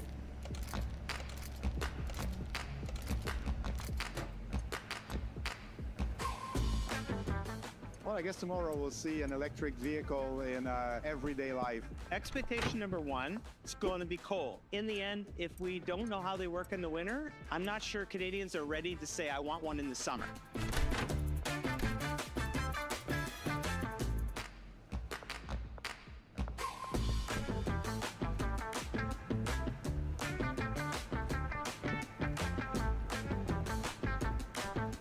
Everything went great until we hit about 6%, and then it kind of started to slow down, and it kept slowing down until we got all the way to 0.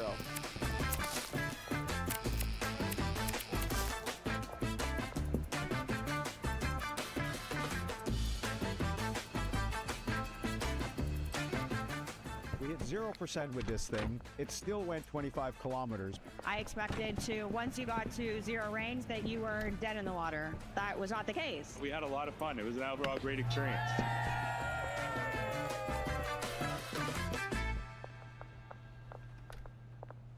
I just quietly went back to my room and tried to sleep. One night I was watching Gladiator and she stumbled out of her room and turned on the living room light, forcing me to pause the movie, which was annoying. She then asked me if I wanted to hear about her ex-boyfriend. It was an uneasy segue into the topic, but I just said sure and then awkwardly sat back to listen to her. 10 minutes into her story, and she was so riled up. She was screaming at the top of her lungs about their breakup. I was worried that the neighbors were going to call the cops, and she wasn't listening to me when I was asking her to lower the volume. Amidst all of her screaming, one thing she said really freaked me out. She was in such a fit and yelled, "I'll slit his fucking throat." That was a big game changer. Suddenly, I had no idea what this girl was capable of. She was practically a stranger, and everything I had seen was becoming alarmingly disturbing. After a few more minutes, she told me thanks for listening, and she started doing her giggle. I got out of there pretty fast, and went to my room to go to sleep. I had a pretty unsettled feeling about being in the house with her, and what's worse is that there was no lock on my bedroom door. I pushed the edge of my dresser in front of it to act as a little barricade. I woke up in the middle of the night to the sound of my dresser scraping against the floor. Beth was pushing the door open. I turned on my light, shouting at her to stop. I could see her through the opening of the door.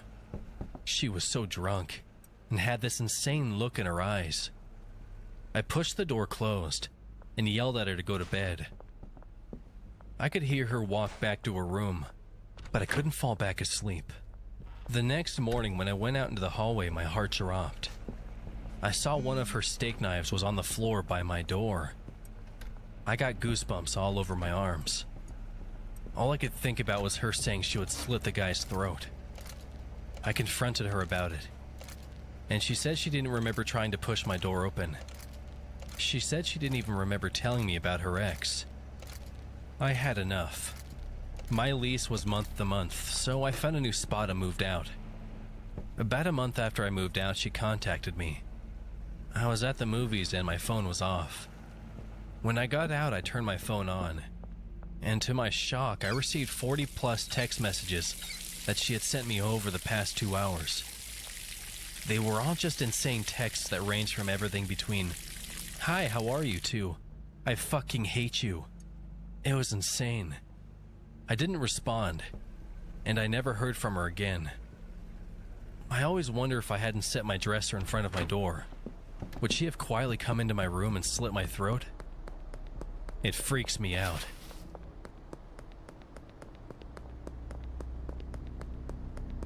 I am not one to have a great memory. Most things from my childhood I tend to forget, but this little event I could never forget. So it starts off in Texas at a relative's farm, at least 14 years back during the summer. My family and I were just starting to move, and since my brother and I were kind of small and not exactly helpful with moving stuff like furniture, we had to stay with our aunt, who is my dad's sister, and my uncle, who recently married my aunts and their son. I was around 6 years old and my cousin was 12. My brother was 14.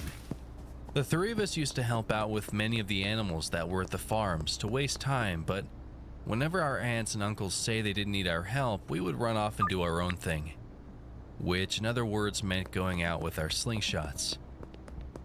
This one day, our uncle told us that we could stay out as late as we wanted, so this meant we didn't have to come back before sundown like we usually did. The three of us, my cousin, my brother, and I, decided that we were going to go out as far as we possibly could from that farm and practice with their flimsy slingshots. Looking back at this, it's kind of funny how the three of us thought we could get anything and everything with a rickety slingshot.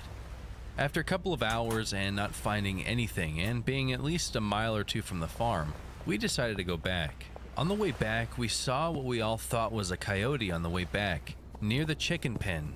Seeing that it would take a long time to grab our uncle, the three of us with our flimsy slingshots tried to take care of it. Big mistake. The coyote turned around and started to slowly walk at us. The closer it got, the bigger it seemed to get. And soon I realized that it was not a coyote, but some sort of creature with some long wire-like hair, red all over its face. It was out of nowhere. My brother dropped his slingshot, grabbed me, and started bolting towards the house with our cousin following behind, screaming at us to run. I can't remember how long it took us to actually make it inside that house, but I was so happy to make it inside. Whatever that thing was, it stayed outside watching us. It wasn't until our aunt saw it outside that it left. My aunt thought it was just a coyote, but my cousin was sure it was a skinwalker. Our uncle sided with him on whatever it was. My uncle was a Navajo and didn't joke about this stuff, but my brother, my aunt, and I weren't. My cousin, who grew up learning about these legends, kept telling him that it was a skinwalker until he was bawling his eyes out. Our uncle decided to believe him and fortify the house the best he could that night. The next day we went outside and found all the chickens torn apart outside their pens. My parents came that same day to pick up my brother and I, mainly because our uncle was calling them frantically and they worried about our safety. I rarely keep in touch with those relatives anymore due to my family moving all those years ago. And whenever I do, we never bring up the incident anymore, out of fear that it may have actually been a skinwalker.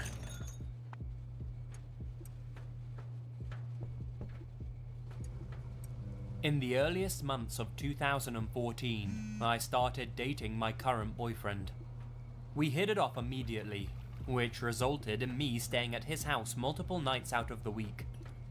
Eventually, I ended up living there, sharing a mobile home with him and his father.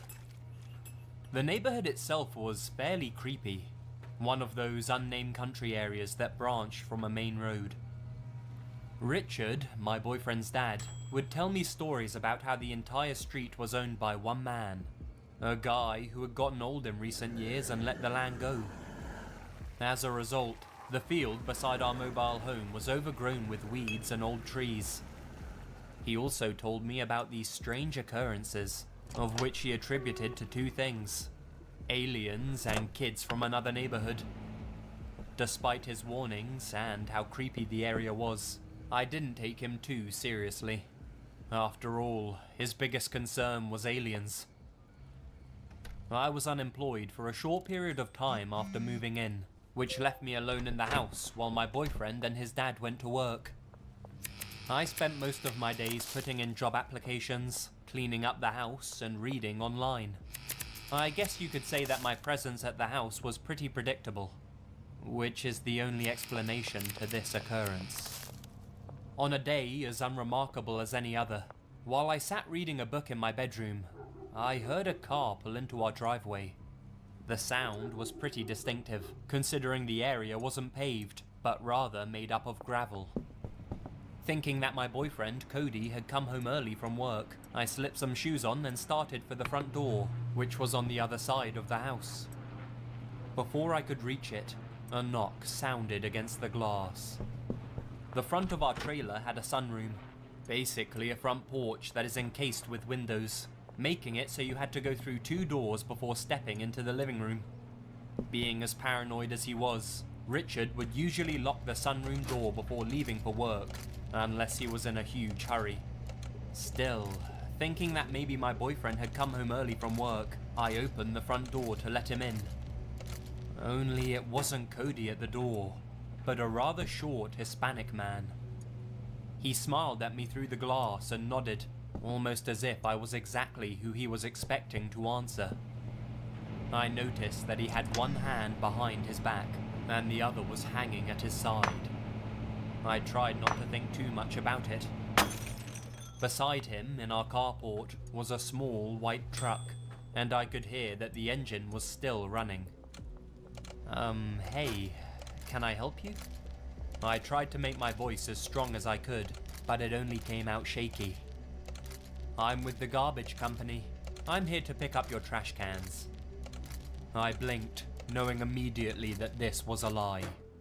Yes, it was common for the garbage company to come and pick up trash cans if the bill hadn't been paid, but I'd gone with Cody the week before to pay it. Not to mention, the drivers never knocked on the door. They would only ever take the cans and leave. I glanced to my left, seeing that our trash cans were still there, on the outside of the sunroom, somewhat behind the house. They're right there. If you need them, then take them. This time, my voice was more assertive, causing my visitor's smile to turn into a frown. "May I come in?" he asked. I didn't verbally answer. I just shook my head. My heart dropped as I watched him reach up and grab the handle to the glass door, pulling on it to open it. The door clicked, obviously locked. The man tried to pull it again, this time harder, causing the metal to creak. I jumped back into my house and slammed the front door, locking it with purpose. It was so quiet in the house that I only noticed 2 sounds: my heart pounding, and the doorknob to our back door jiggling. There was no way it could have been the guy from the front porch. He wouldn't have had time to get to the back door, even if he ran. I yelled through the door, "I'm calling the fucking police," still baffled at the fact that this was all happening in broad daylight. I could hear the truck drive through the carport and into our backyard immediately after that. I took a moment to look through the blinds of a window, watching as a separate man jumped off of the back porch and into the passenger seat. To this day, I'm convinced that these men knew I was home alone and carefully planned an attack. One of them was meant to distract me, while the other broke into the back door. I still don't know what was hidden behind the back of the guy at the front door. All I can say is that I'm forever thankful of how paranoid my father-in-law is. Who knows what could have happened if he hadn't locked the sunroom door.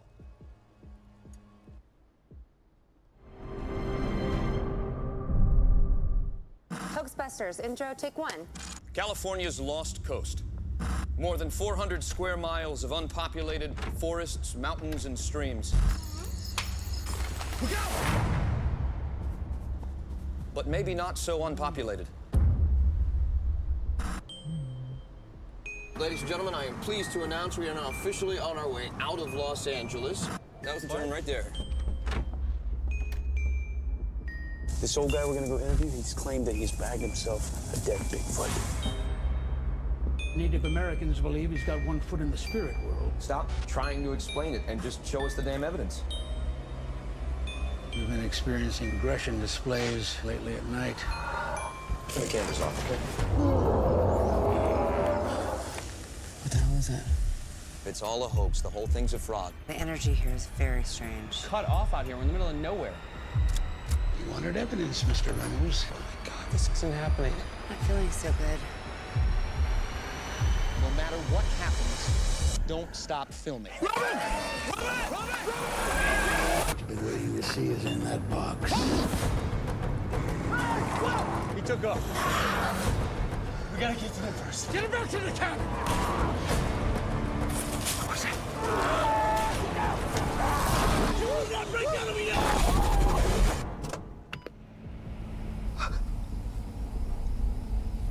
Something in that.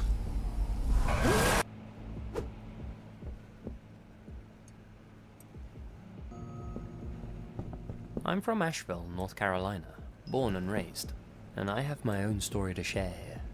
One that's equal parts bizarre and disturbing. Around 4 years ago, I was walking through one of the local parks early in the morning, well before anyone else was up and awake. I'd just broken up with my long-term girlfriend and was having difficulty sleeping.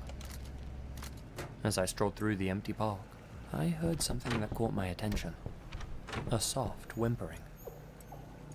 Sheltered under a tree on my left was a dog, a black Labrador to be precise. The poor thing must have gotten lost, I thought. I leant down to pet the little guy, and his tail immediately started wagging like crazy. He licked my hand and made it clear that, like me, he was in need of a friend. No collar, nor anything else to suggest he had an owner. What was he doing out here all by himself? Had somebody kicked him out? Was he a stray? I stood up and walked a few steps to look around for his owner, but the dog wouldn't leave me alone. He was like my shadow. Wherever I walked, he followed. Together, we walked the length and breadth of that park. Occasionally, I called out, "Hello? Hello? I have your dog here." But there was nobody around at all. No one was looking for the poor fella. I looked down at him and stared into his big brown eyes, a pair that said, "Please, take me with you." It seemed like the universe had thrown the two of us together. This dog was the answer to my newfound loneliness, and I was the answer to his. I took him home with me. For a long time, I did my best to track down his owner. I reported the dog as missing and put up flyers around town, but nobody ever got in contact with me. It looked like I'd found myself a new canine housemaid. I named him Scooby. Creative, I know. Every morning, I'd take Scooby for a long walk. The first week I had him, we walked the exact same route around town. Thing is, every time we came to pass this one particular house, Scooby would stop and start crying. I'd try and pull him away, try to get him to keep going, but he'd just stare at the house and whine like crazy. Each time we came to pass that house, it'd take me a good 10 minutes to get him to continue on with me, tugging on his leash the entire time. After the 6th or 7th time we passed that house, it became clear to me that he was going to do this every time. So, in the end, I just decided to switch up our walking route. I had no idea what got into him, or why that house seemed to bother him so much. It wasn't like he was crying to go inside. He never tugged on his leash to get closer. It was more like he was afraid of something in there, but couldn't bring himself to leave. Like a human who can't look away from a deadly accident. He had some sort of strange, doggy fascination with the place. Anyway, for the next 6 months I owned Scooby, I took him on several different walking routes, making sure that we never passed that damn house that freaked him out so much. One day though, I had an early morning errand to run, which took me past that house. I decided to take Scooby along with me, get his daily walk out of the way, completely forgetting about how he acted 6 months earlier. Well, Scooby hadn't forgotten about that house. Not by a long shot. As we came to pass it, he once again froze in place and refused to move. He whimpered loudly, refusing to take his eyes off the place. "Come on, Scoob, there's a good boy," I said to him, trying to calm him down and coax him along a bit. It didn't work. He seemed more unsettled by that house than he ever had been before. "Hey, what's gotten into you, boy?" I asked him rhetorically. He must have stayed like that for a good 15 minutes this time, just staring and crying, refusing to budge. Then, without warning, he bolted towards the house, pulling his leash right out of my hands. "Scooby!" I shouted. "Get back here!" It was no use. Whatever fear had consumed him before, he had conquered it. He rushed to that house, ran around the corner and into the backyard. God damn it, Scooby, I thought. The owners must have a cat or something. That's why he always acts crazy around here. I chased Scooby into the house's backyard, completely embarrassed, praying that I could get him out of there before the owners woke up and started cussing me out. I got back there and found Scooby frantically digging a hole in the grass. I'd never seen him acting like this before. He never dug holes in my backyard. I tried to pull him away, but he just shook me off and kept digging, his little paws throwing up earth left, right, and center. I was furious with him. But, you see, Scooby knew something I didn't. Knew a secret that nobody else knew. He knew what was buried in that yard. His former owner. Scooby's digging unearthed the largely decomposed corpse of a 32-year-old man, shallowly buried in the garden of your average suburban house in North Carolina. The man had been down there for as long as I'd had Scooby. The authorities were alerted, and an investigation began. Turns out the house was a rental. The dead man had been living there with his girlfriend and their dog. All their neighbors and their friends in the area knew them as Jim and Charlotte. These turned out to be fake identities. Everything people thought they knew about their lives and their pasts were a lie. The inside of their house remained untouched.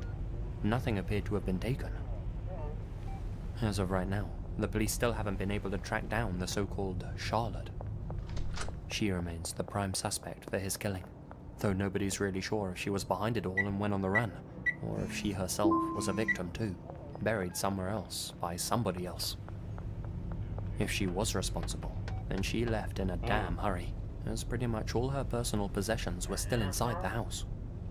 Her wallet, her fake ID, everything but her cell phone. Whatever the case, no one has ever come forward to reveal either Jim or Charlotte's real identities. No friends, no family, no one. As such, Jim was reburied here in Asheville and given an unnamed headstone. The strangest part in my eyes is that the house's rent was still being paid when the body was found. despite the fact it had been empty for 6 months. The landlord had always been paid in cash, which arrived in an envelope through the mail. It was always addressed from Jim, even after his demise. So, the question is, who was still paying the rent? Charlotte, the girlfriend? Someone else who didn't want the new tenants to be digging around in the garden? That all remains unclear.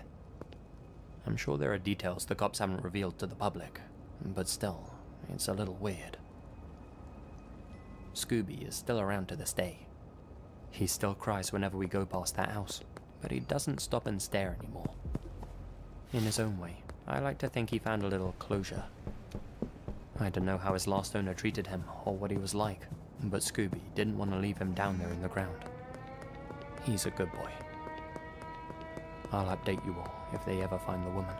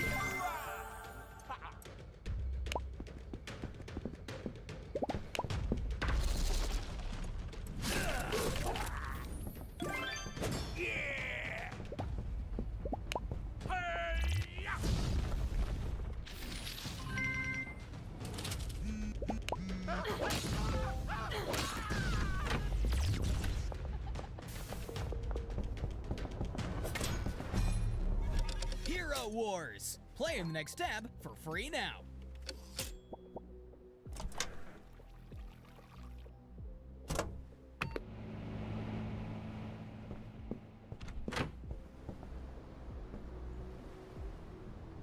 A bit of a preface here. I was around 10 to 11 years old when this happened. Old enough to stay home alone, but not old enough to recognize some red flags. I attended camp over the summer, the typical 8 to 3 routine. My house sits close to the end of my street, which forms a U, but for some reason the bus driver would never just drop me off at my house. I would always get dropped off at the end of my street, where I would toddle myself along back home.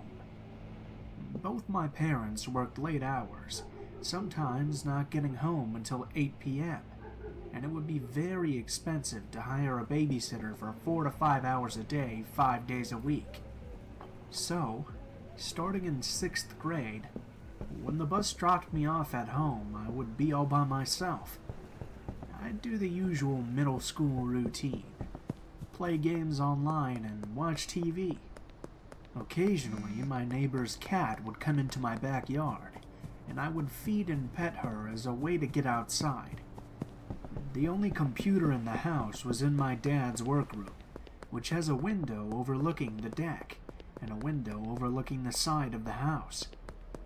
We have large bay windows in the living room, dining room, and kitchen of my house, and since we sit on a hill, you can pretty much see the entire backyard from a nice vantage point. Most days when I got home, I'd toss off my backpack and go right to that room. You could see me walk from my front door and pop up by the computer from outside. Unfortunately, this would lead to something that I had forgotten about until now. When I got off the bus that day, I did as expected. I went into my dad's workroom and played some computer games. About 30 minutes into this, I could hear a faint meowing coming from the outside window.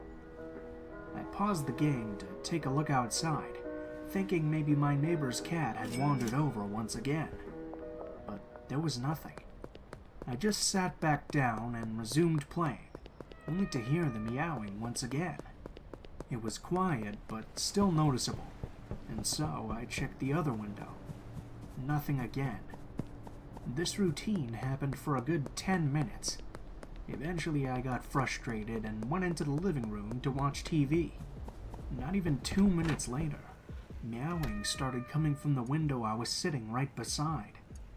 Now I was confused and more than a little creeped out, so I shut the blinds tight and kept trying to watch TV.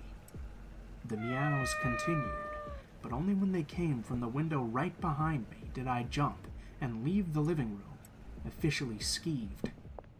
I went into my bathroom where the blinds were down, but still cracked a little for some sunlight. I tried to read a book, only to hear a meow come from outside my bedroom window. This was enough for me to call my dad, concerned that maybe the cat was hurt, but I couldn't see it to be sure. He said he would have the neighbor come check it out right away, and call me back later.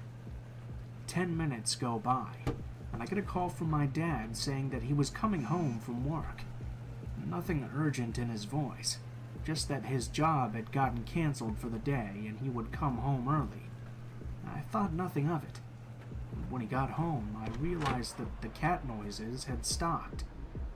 Fast forward to the present, and I asked my dad about that strange incident, thinking it was funny because the cat had followed me around. What he told me next made my blood run cold. After I'd called him, my neighbor did indeed come to check on the house.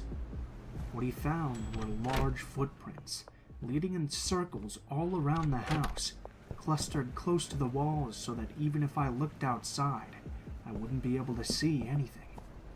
Someone had been stalking me through my house, seeing where I was through the large windows, and making cat noises to try and get me to come outside.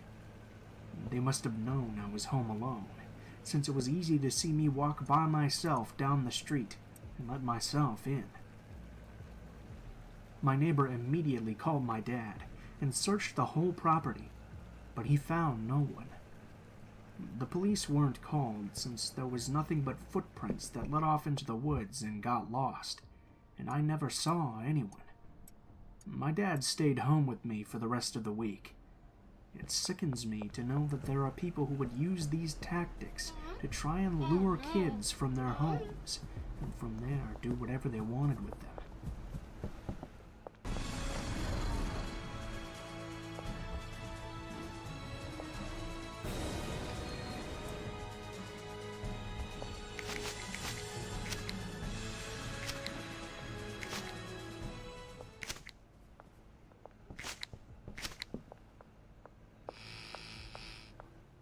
When I was 15, I'm female. My mom, older sister, younger brother, myself, and our dog Betty all lived in a rural area. To give you an idea of how rural, the local school had a roll of 12 kids from a surrounding 150-kilometer radius. It's a long story how we ended up living out there, and thankfully we weren't staying there for long. Not far from us was the turnoff to a long, dead-end road into the hills.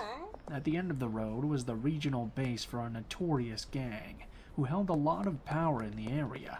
We had been told by locals that they never had any trouble with them, because they didn't shit in their own backyard. The night it happened, it was dark, and it was snowing.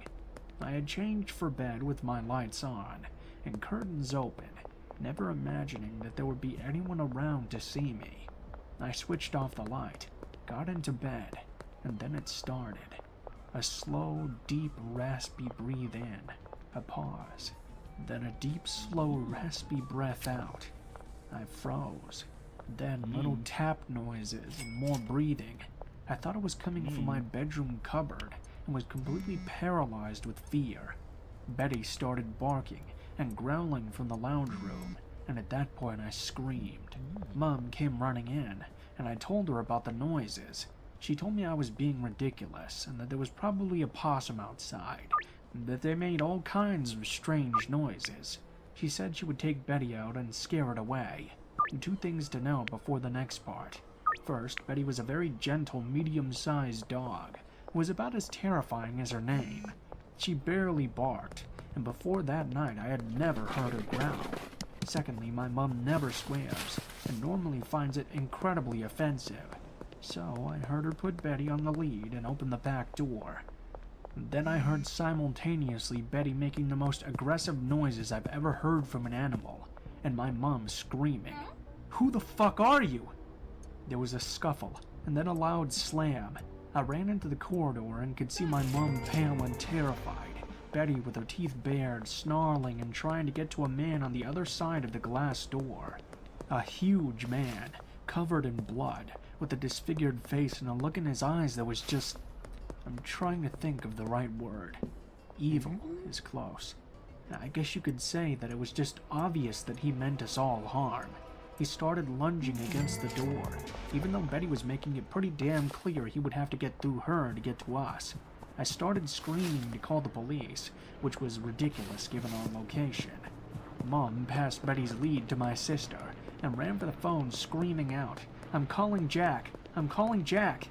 Jack was the nearest farmer to us. Suddenly the man turned around and loped off. Jack turned up an hour later. He had come across the man who was clearly on some sort of drugs. In retrospect, I'm guessing meth. He had crashed his car into the ditch by the turnoff. Because the guy was apparently affiliated with the gang, and Jack valued his life, he had to help the guy get his car out and send him on his merry way. We moved in with friends the next day, and left the area within weeks. There are so many fortunate things about that night. Firstly, Betty for sure saved our lives. Mom is a small lady, and if Betty hadn't reacted the way she did, he would have gotten into our house right away. Secondly, he didn't keep trying to get in. There was a flimsy door, and I know dog attacks are nothing to snip at, but the guy was bloody ginormous, and probably in a drug-induced psychosis. So I don't like to think about what could have happened if he got in. Thirdly, he either wasn't armed or somehow didn't think to use a weapon. Finally, if he had gone back to his car to get one, Jack had found him first.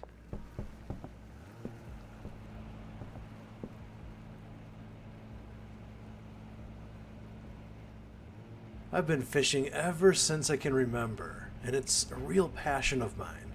I like to go fishing whenever I have spare time, which is scarce these days.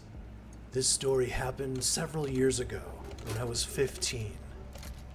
I live in the middle of nowhere, and there's a creek that runs through the woods beside my house. I went one afternoon after school had ended to fish in the creek. The creek is about a 1.5 mile walk through semi-dense forest. The walk began pretty normally. I have a path cut through the forest that leads straight to the creek, so I have no problems getting there.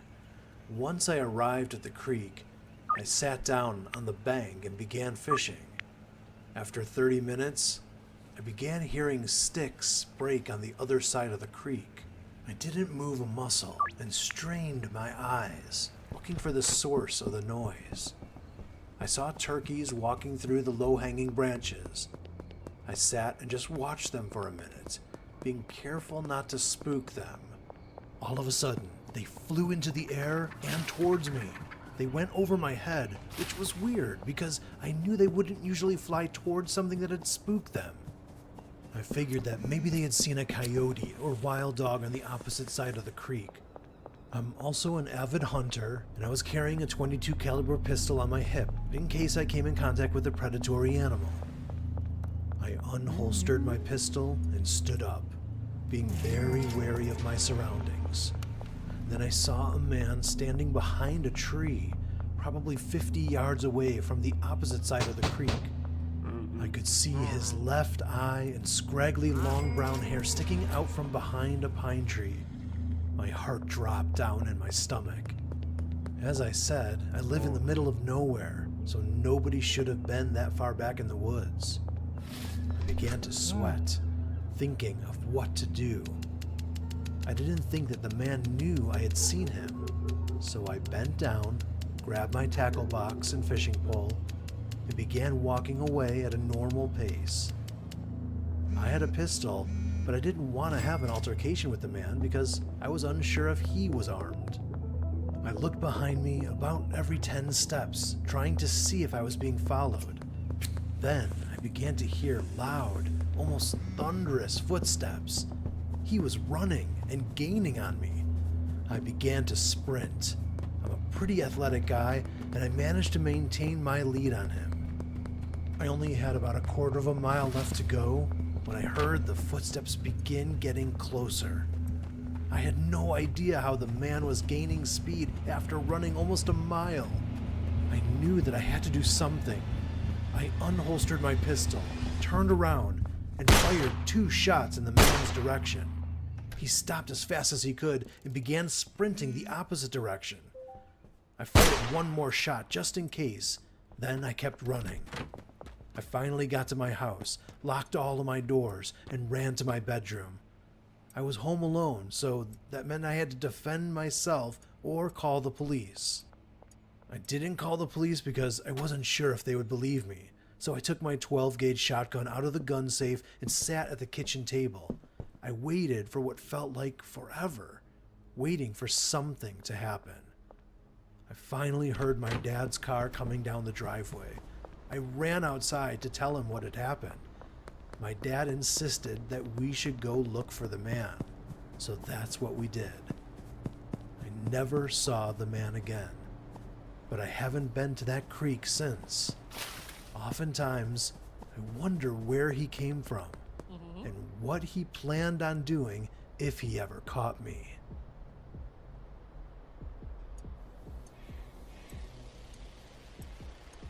I'm 15 years old and I prefer my full name was not revealed, but my name is Luke. This happened to me about 2 weeks ago while I was quarantined because of the coronavirus. Since there has been no school, I've been able to stay home a lot more. On a Friday night, my parents went to go visit my older brother, who is 25, in the city to check on him, while I stayed at home because I wasn't feeling well. At around 10 o'clock, my mom texted me that they would be staying the night at my brother's house and would be back in the morning. I started to feel better and stayed up late a couple more hours playing video games. Then I heard my backyard gate open. My window was right by the backyard, but I thought it could have been my dad. But then I heard a voice I didn't recognize by my window. I couldn't understand what they were saying, but I immediately got scared. I started searching for my phone, but I couldn't find it. And since we didn't have a house phone, my iPhone was the only way to contact my parents. I started hearing pounding on my back door, which gave me goosebumps. I turned off my computer and crawled under my bed. I heard 3 more pounds on the door until it finally burst open, and I heard the intruders enter my house. I knew I had to arm myself in case they found me, so I grabbed a screwdriver by my nightstand. As I did this, I heard the voices of 3 men speaking Spanish. As I went to crawl back under my bed, I knocked down my book on my dresser, and it made a loud thud. Then I heard more Spanish and someone walking. They were walking towards my bedroom. I hid under my bed. As I saw someone enter my room, I was afraid. I covered my mouth as I watched the figures search around my room for about 30 seconds, until giving up and leaving. Put my ear down to the floor, and I heard rustling going on in the basement and loud yells in Spanish as if 2 men were arguing. I then finally found my phone on the floor under my sweatshirt and informed the police of my situation and whispered as much as I could. I asked the operator if I should run, but the lady told me to stay hidden. In like 5 minutes, I heard the police sirens move toward my house, and the 3 Spanish men began scurrying up the stairs. I heard all of them exit the back door and towards the back gate. After hearing that, I hung up and got from under the bed and went towards the living room. As I heard an officer knocking on the door calling out police, I ran towards the door until from behind I was tackled by someone. I let out a scream as someone's hand covered my mouth and began choking me with their arm. The officer kicked down the front door and aimed his gun at me. and yelled at the man choking me to let me go. The man let me go, and I almost threw up. Another officer entered and escorted me outside, where I explained everything. The officer from earlier brought in the guy who choked me, who was bald, had a black goatee, and tattoos all over his neck. He cursed me out and told me that if the cops didn't show up, he would have killed me. I finally called my parents, who came home in less than an hour, where the officer explained to my dad that they entered the backyard because the back gate was not locked, and they bust through my door because I didn't use the chain lock. As the police checked out the house, they saw that the kitchen and basement pantry had been raided, along with some valuables, like some of my mom's jewelry. Unfortunately, the two other men still have not been caught, and I haven't heard anything since. I spoke with my dad afterwards, and he believed that they were stealing food because of the virus. But the part that puzzled me is why they would rob houses if people were at home. My dad has become a lot more paranoid since that situation, locking every door, and is set to installing security alarms and cameras. And I'm very glad that he did that, because I'm afraid that the one guy who was arrested will come back and fulfill his wish to kill me. This took place in Rhode Island when I was much younger, back in my college days. This was on the local Rhode Island news, so if you tried hunting, I'm sure you could find it. I was dating a girl that went to school in a town I won't name. It was the summer and everyone was back home. My girlfriend's best friend had an internship back in that town, and this girl had a 4-bedroom multi-family home to herself. The other 3 roommates were paying for their rooms, but chose to stay home. I guess they could only get this place if they started paying the rent 2 to 3 months prior to school starting, but whatever. One weekend, my girlfriend asks me to go to that town with her to spend some time with her friend. She's lonely and has nothing to do on the weekends. We're only like an hour away, so it sounds like a plan. We head down and we just chill for the night. We walk by a guy on our way home from the gas station, and he's just staring at us. Kind of creepy, but no big deal. This wasn't the best of areas, but certainly not the worst. We eventually all pass out, and me and my girlfriend head home the next day. The end of the week comes, and my girlfriend asks if I want to go and visit her friend again, but I have to work all weekend, so I decline. She heads down there alone, and her friend's boyfriend is coming over to stay as well. Pretty much a repeat of the weekend before. They all drink, but end up going out and partying a little bit. They're walking back after a night of drinking when they enter the mudroom at around 2 a.m. The mudroom door had been left unlocked. They close it behind them, and there's a really raggedy looking dude in there waiting for them. He says out loud to them, "Get in the fucking house." They all turn around, and he has a gun. My girlfriend's friend has already unlocked the door to the house, and it's partially opened.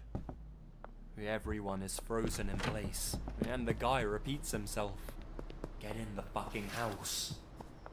The boyfriend then steps forward with his hands up a little bit, trying not to seem confrontational. "Hey man, calm down. It's all good." I don't know how the fuck this dude was brave enough to do any of this. As he says that, the intruder shoots him. My girlfriend and her friend run into the house and hide under a bed. They can't hear this, but the assailant took off and didn't follow them back in.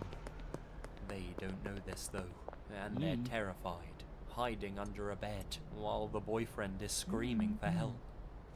They think the psycho's in the house and is looking for them. My girlfriend told me they were both silently crying under the bed while the boyfriend screamed for help. The worst part was that he was yelling, "Help me, I'm dying." The neighbors heard the gunshot and screaming, and they called the police. They ended up catching the dude. He'd been watching the girl for weeks. It was the guy we had seen watching us the week prior. Worst part was, the girl's boyfriend didn't make it.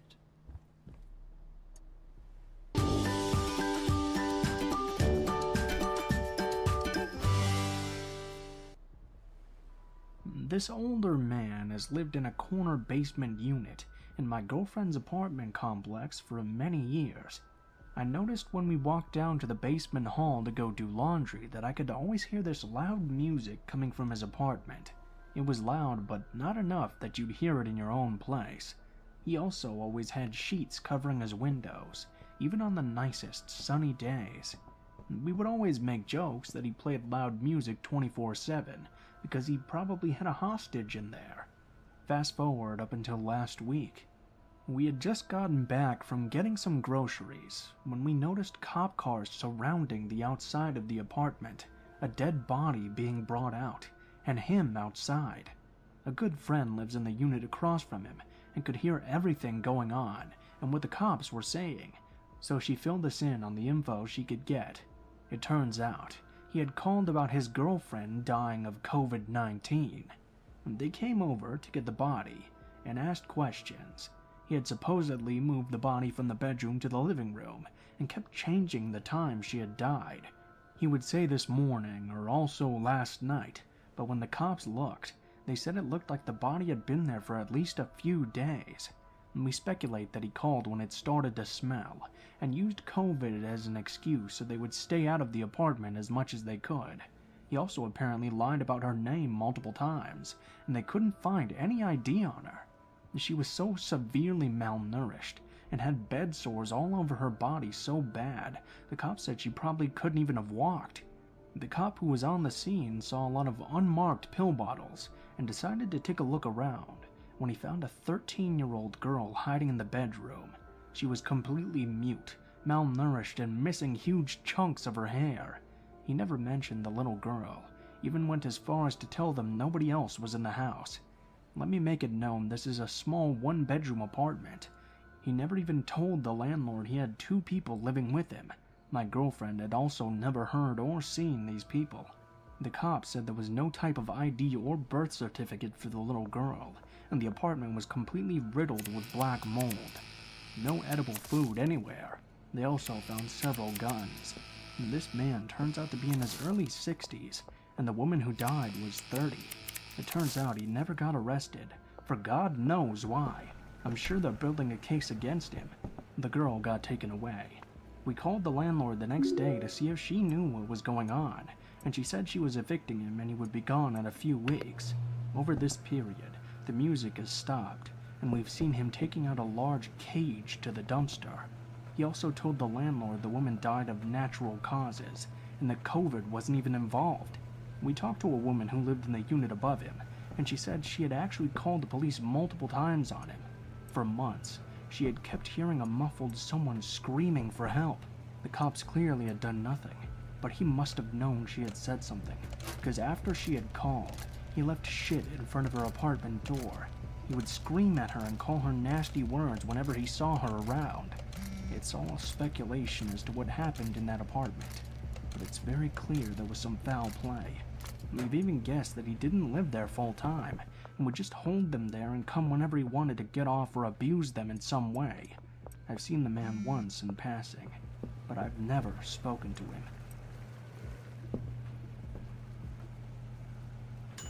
A friend finally convinced me to share this story, since she's always teasing me with it. I'm a 23-year-old male in Florida, fairly introverted, and I hardly get out of the house. This encounter happened a few months ago. It was about 12 a.m. and I was getting a bit stir-crazy and needed to get out and just chill with someone. So I texted a special lady friend of mine. We made plans to do our normal routine of hanging out at this nice secluded park. I went and picked her up. We drove past our spawn and spent a couple of hours just chatting about anything and everything. And then she got hungry, so we decided to hop in the car and drive down the road a bit to McDonald's. Hooray for 24/7 fast food. This is where things started getting weird though. We arrived at the McDonald's and went inside instead of through the drive-thru. She ordered her food while I went to the restroom to wash my hands. I'm a bit of a neat freak. I really wish I hadn't gone into the restroom that night. As soon as I walked in, I saw this guy standing at one of those heater dryer things. Alright, not too weird. But then I noticed that he was kind of hunched over at it and wasn't moving. Whatever. I chose to ignore him. I washed my hands, but then I realized that he's standing at the only dryer in the place, and the damn paper towels are also empty. So I awkwardly try to ask the guy if he was done using the dryer. He doesn't respond. Thoroughly creeped out, I just walk out and dry my hands on my shirt. I get out of the restroom and find my friend, and we sit down at a table to eat. Maybe 20 minutes go by, and we're headed back out to the car to go back to our spot. Well, my friend has to use the restroom, so I figure I might as well also. I mean, surely that guy had to be gone by now, right? Wrong. That guy is still standing at the dryer, mumbling something to himself now. I go into the stall and take a leak, and I can hear him hitting the button on the dryer over and over again.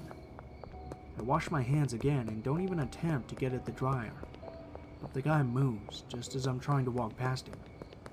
He steps back, right in my path, and just looks at me. I notice he's around my age. He just stares at me and says, "Excuse me." Okay. I put my head down and quickly say, "Pardon me," and rush around him to get out of the restroom. 30 seconds later, as I'm waiting for my friend to get out of the ladies' restroom, the guy walks out. He just sits down at a table near me and just staring straight at me. My friend walks out and notices the creep just eyeballing me. She jokingly asks, "Make a new friend in there?" I just shake my head at her and try to lead her out to the car without making it obvious that I'm wanting to run from the guy.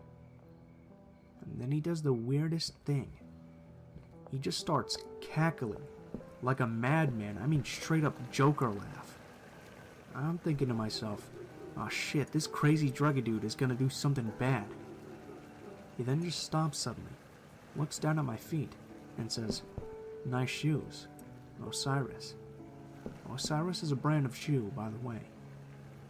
I managed to stutter, "Thanks," and I walk away quickly, out to the car. As my friend and I are getting in, we notice the guy staring at me from inside the McDonald's, just straight eyeballing me, death stare. He then stands up and starts booking it towards us. He wasn't running, but he was like speed walking. He bursts through both doors of the McDonald's and starts coming right at us. Now he looks angry. I pulled out of the parking lot so fast, it's a damn good thing the roads were empty. My friend and I went back to our spot and hung out some more. Every car we saw in the distance, I kept freaking out, expecting it to be that weird guy following us. My friend teased me about it the entire night, and still teases me about it to this day.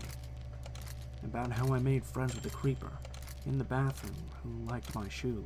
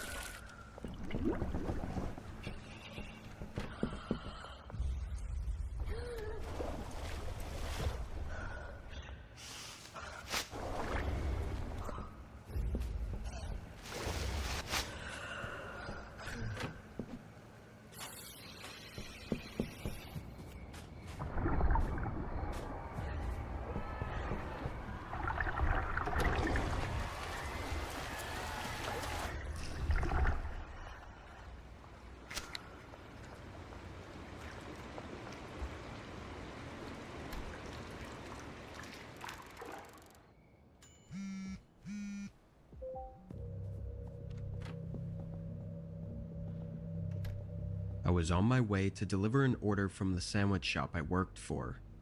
It was a quiet night, around 11 or so. I had my music playing in my car, and I was just running through the motions of the delivery. On my way to their neighborhood, I pulled up to a red light. There was nobody else at the intersection, but for some reason, the light stayed red for what felt like an abnormal amount of time. As I sat there and stared at the light, waiting for it to change, a car pulled up beside me. I only glanced over for a second, not wanting to make that awkward eye contact, but their windows were heavily tinted, like definitely more than what was legal, as I couldn't see a single thing through them. The car itself was black as well, maybe an old Toyota or something. I can't really pinpoint what it was, but I got a really uneasy feeling about them. It could have just been that we were the only two on the road. I'm really not sure. Eventually the light turned green, and I started going. I didn't get very far though, before noticing they hadn't moved. They were still parked at the intersection. Once I got further down the road, I shrugged it off, and just thought it was weird, and nothing else. A couple minutes later, I pulled off into the section of housing that the delivery was in. I'd say neighborhood, but it wasn't really a neighborhood. It was just a line of 10 or so houses, leading to a dead end. Something about it seemed really off-putting. Of all the houses on the street, not a single one had a light on. I 100% would have thought these places were abandoned, if not for the fact that the houses themselves looked really nice. They looked like ordinary neighborhood homes, with not a single sign of anything wrong with them. I figured it had to just be a coincidence that every resident down the street had their lights off. Anyway, the address I had was for the second to last house. I pulled up and parked on the curb, getting out with the order and walking up to the door. I was hoping I'd at least see some sort of light coming through the windows of this house, because it was the one I was delivering to. But standing on the porch, I didn't see any light. Reluctantly, I knocked on the door. When I did, the door swung a bit from its hinges, like it wasn't properly shut or locked. Now this was even more odd. Sandwich delivery. Anyone home? It was completely silent. No response, and not even the slightest sound from inside the house. I was gonna leave, but just to be sure I didn't miss anything, I cracked the door open a little further. I could see a hallway and a room. Both were empty of any furniture or decorations, not even a single picture on the wall. It only took a few seconds before dust started coming through the doorway too. I shut it and backed up from the porch. I was very confused and slightly worried. As I walked back down to my car though, I noticed something down the road. A few houses back, there was a small black car that wasn't there when I pulled in. Its headlights were off, and it was parked. Once I saw the tinted windows, I immediately recognized it. I felt my face go white, knowing this could not possibly be a coincidence at this point. I started to hurry to my car, but as I got just a few feet away from the road, I saw something move in the reflection of one of the windows. I wasn't sure what it was that I saw, but I stopped in place. I was standing near the passenger door, and through the window, my eyes fell on the back seat. It was dark, but there was something blocking the back window. It only took me about a second for me to realize what I saw. I turned and bolted back to the house. As I did, the back door to my car swung open, and a man in a black hoodie and black pants came running out. He didn't chase me though. He ran straight down to the road and into his car. I stayed on the porch, and with my heart pounding, I dialed 911. I probably could have gotten in my car and left at that point, but I was too scared to really think straight. Police arrived and immediately told me that this whole street was unoccupied, as the homes were new builds. Guess that explains why I thought they looked so nice and not abandoned. What I definitely didn't expect was to hear them say that they've had multiple reports this past week, very similar to mine. The guy would order something for delivery with a fake name and address, then follow the driver. What happened to me was the closest call of any of them, though. The guy had snuck inside my car and was waiting for me to get in and maybe even drive away. Who knows what he was trying to do. Unfortunately, there haven't been any updates on finding him.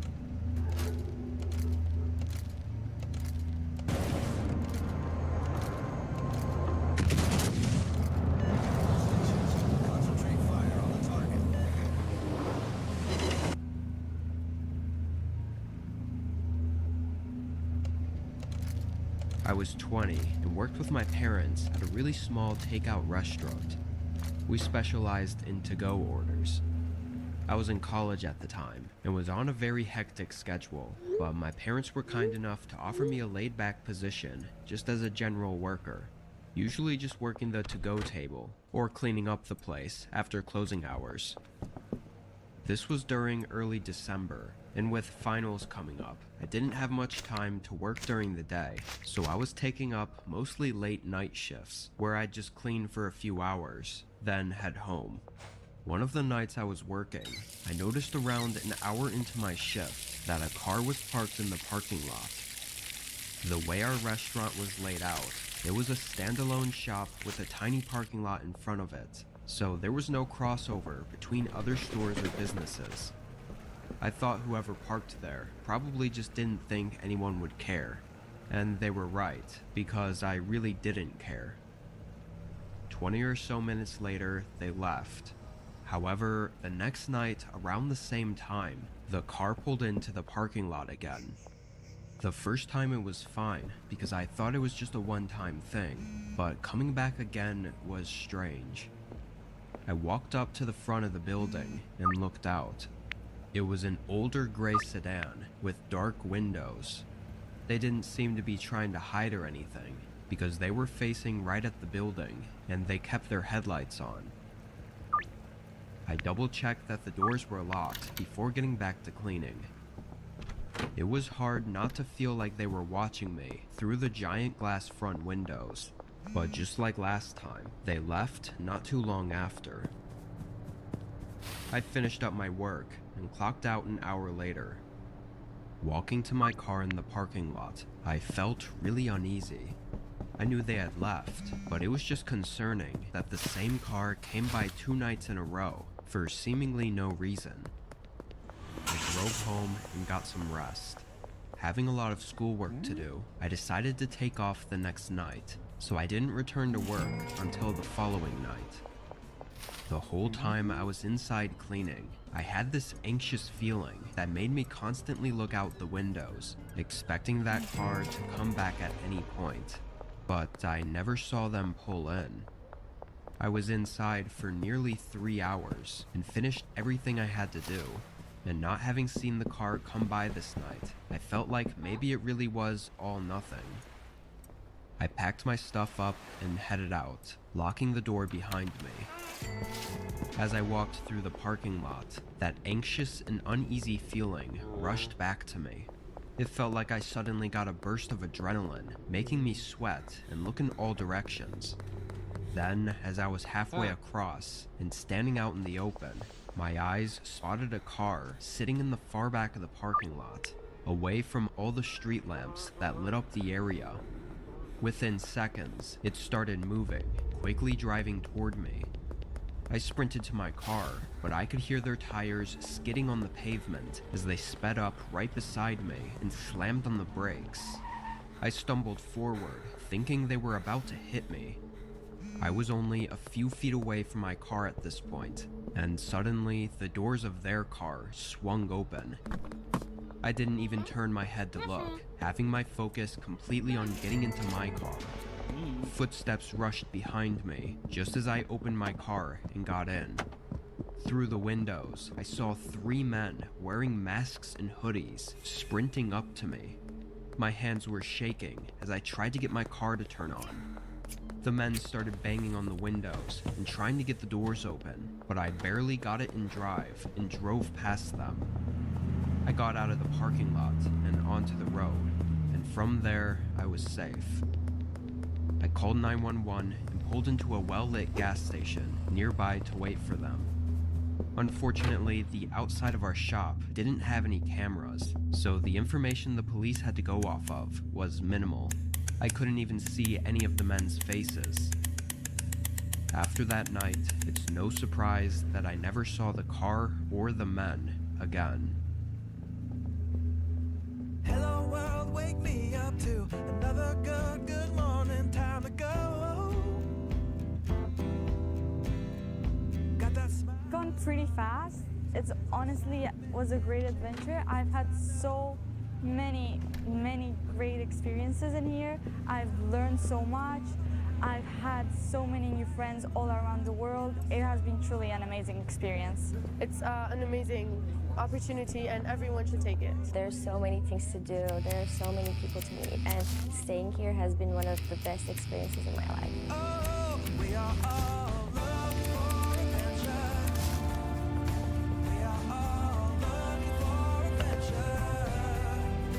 We are all looking for adventure. We are all looking for adventure. You meet people from other countries that you wouldn't have met before. I've met a girl from Romania, a girl from Greece, 2 girls from Morocco. So many great friends and so many great memories. I made lots of new friends. It was an amazing experience. This whole vibe, I really like it. It's just simply amazing how Oxford Royale just brought the entire world in a single campus. Yeah, we are all looking for adventure. We are all looking for adventure. We are all looking for adventure. We are all looking for adventure. I really enjoyed. I learned a lot of things: physics, math, engineering. We are all looking for adventure. We are all looking for adventure. We are all looking for adventure. Definitely do it. Like, you have to. Like, it's life-changing. Like, I was not like getting emotional, but I definitely was getting emotional over just like at the end of the first week. I was like, wow. Like, I didn't even know that I could make this many friends, like have this much of an experience. Honestly, learned so much. Like, I've learned way more than I think I've like ever have about the whole world. Like, just in this 1 week. That like when the 1 week was over, I was like, oh my gosh. Like, I don't know if I can take this all in. There's so much. So I've enjoyed it, and I would tell them to definitely, please come. And come with me too if you want. Like, I'd do it again, 100%. Meant to be free.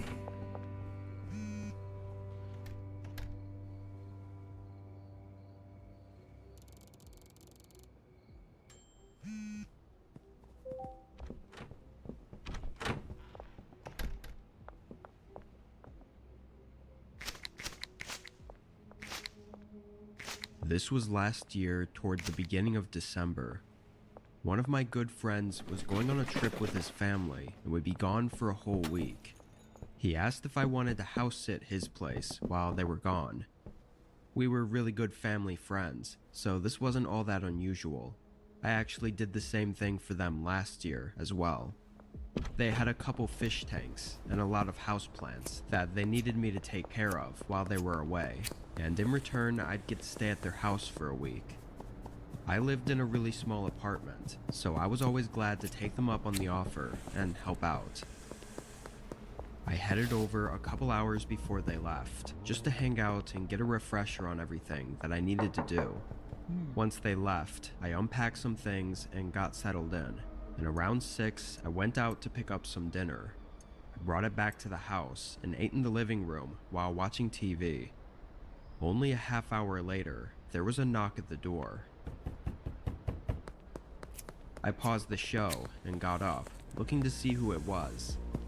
It was a man in his 30s. He wasn't wearing a delivery uniform or anything. He just looked like a regular dude. I cracked the door open and asked what he needed. He looked startled to see me, but quickly recovered and asked if my friend was home right now. He called him by his name, so I thought he might have been a friend or something, but I told him he'd have to come back some other time. He didn't ask anything else and just walked away. I probably should have asked what he needed, but I felt like he should have told me to begin with.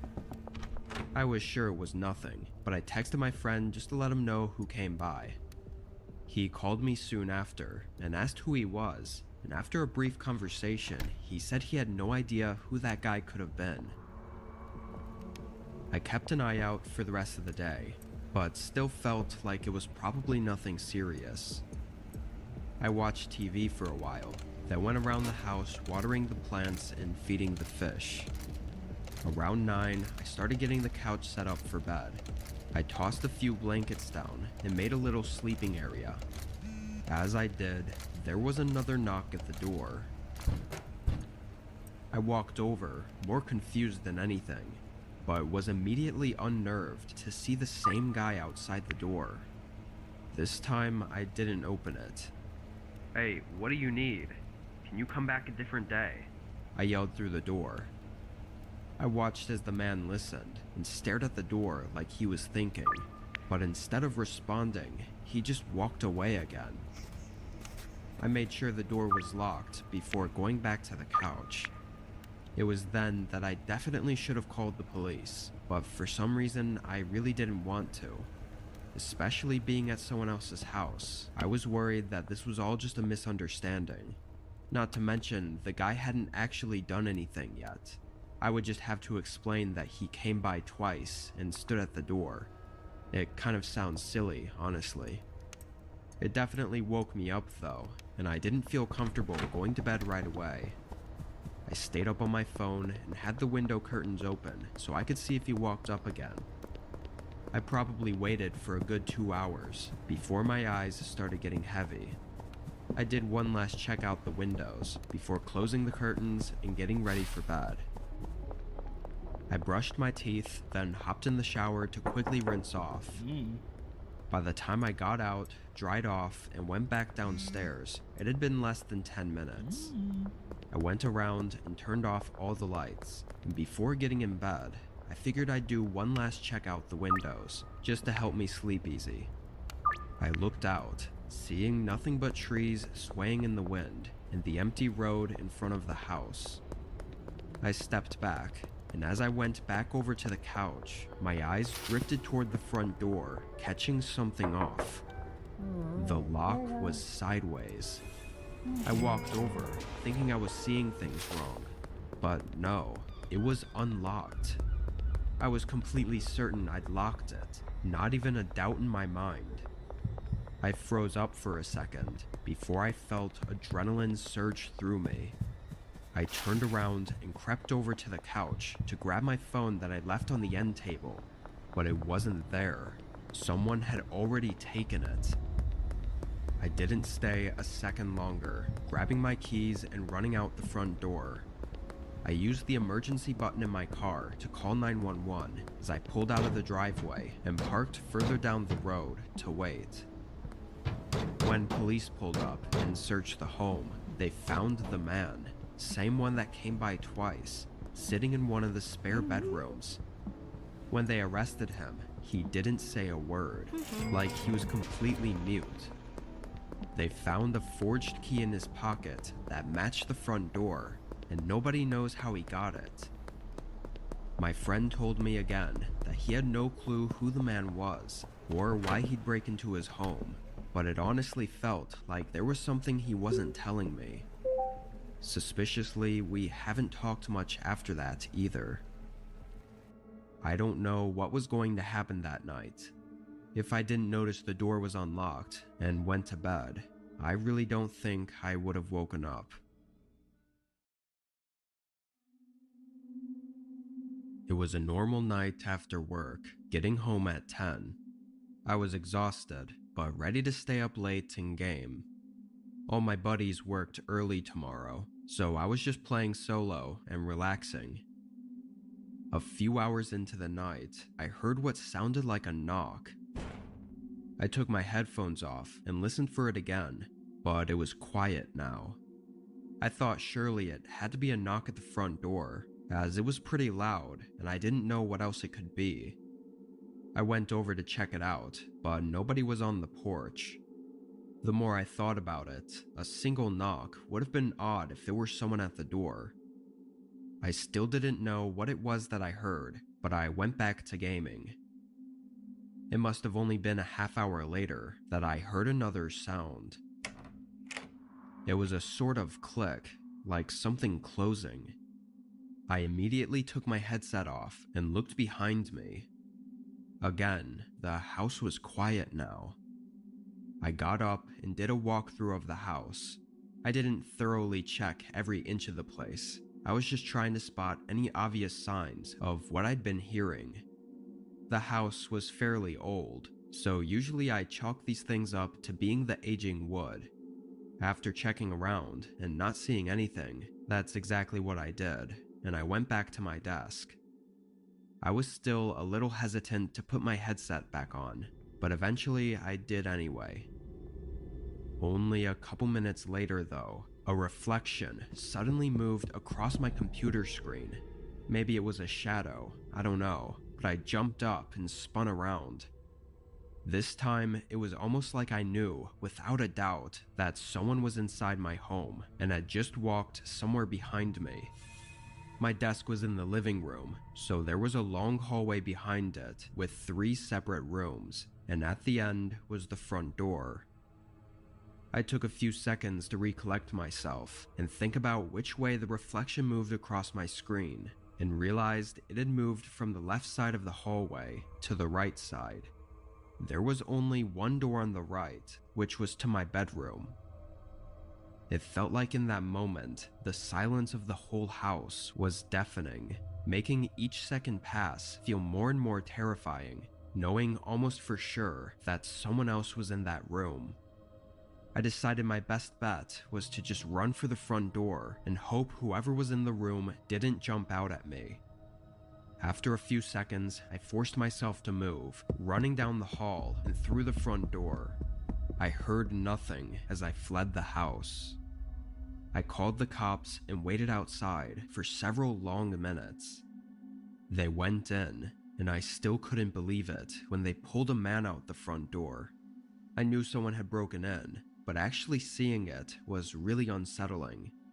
He looked around 55, but was very large. His face was uncanny, with wide, bloodshot eyes and a disheveled beard. Even worse, they found 2 knives on him. It seemed he had no particular reason for choosing me as a victim of whatever he was trying to do, which I guess was supposed to make me feel better, but honestly, it didn't. It just means he was completely insane and would have done anything without hesitation had he had the chance to. I think I just got really lucky that night to even be standing here today. Whenever you're ready. Okay, good. Cool. Okay, Plan Hat is Purpose-driven. Flexible. strategic, Comprehensive. easy, Future-proof. oh, I'll just do it, Scalable. adaptable, Welcoming. Efficient. evangelist, Consultative. inspiring. Insightful.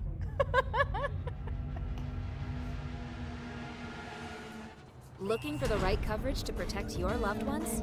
Start with a teammate you can trust. Sun Life, the proud life insurance partner of the Toronto Raptors.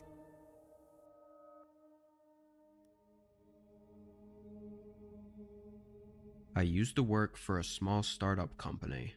I'm not even really sure what they did, because I was just a security person, but I always thought it was a little strange that they even felt they needed a security guard. The office was really small and looked somewhat unimportant, like any other office. It made my job easy though, because I didn't have to parade around multiple floors all night. I got in at 9 and turned on the security alarm systems, then headed to the little security room that had all the camera screens set up. The place only had outdoor cameras, which were really low quality. Its location. The first couple hours went by slowly, with the usual nothing going on. Sometime around 1 AM though, I heard what sounded like a latch clicking shut. I sat there confused for a moment, then stood up and opened the door to the hallway. Everything looked exactly how I'd left it.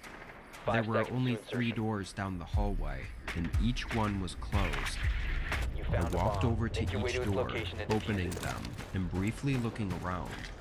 The rooms were layered with a bunch of office desks, but from what I could see, it was all normal.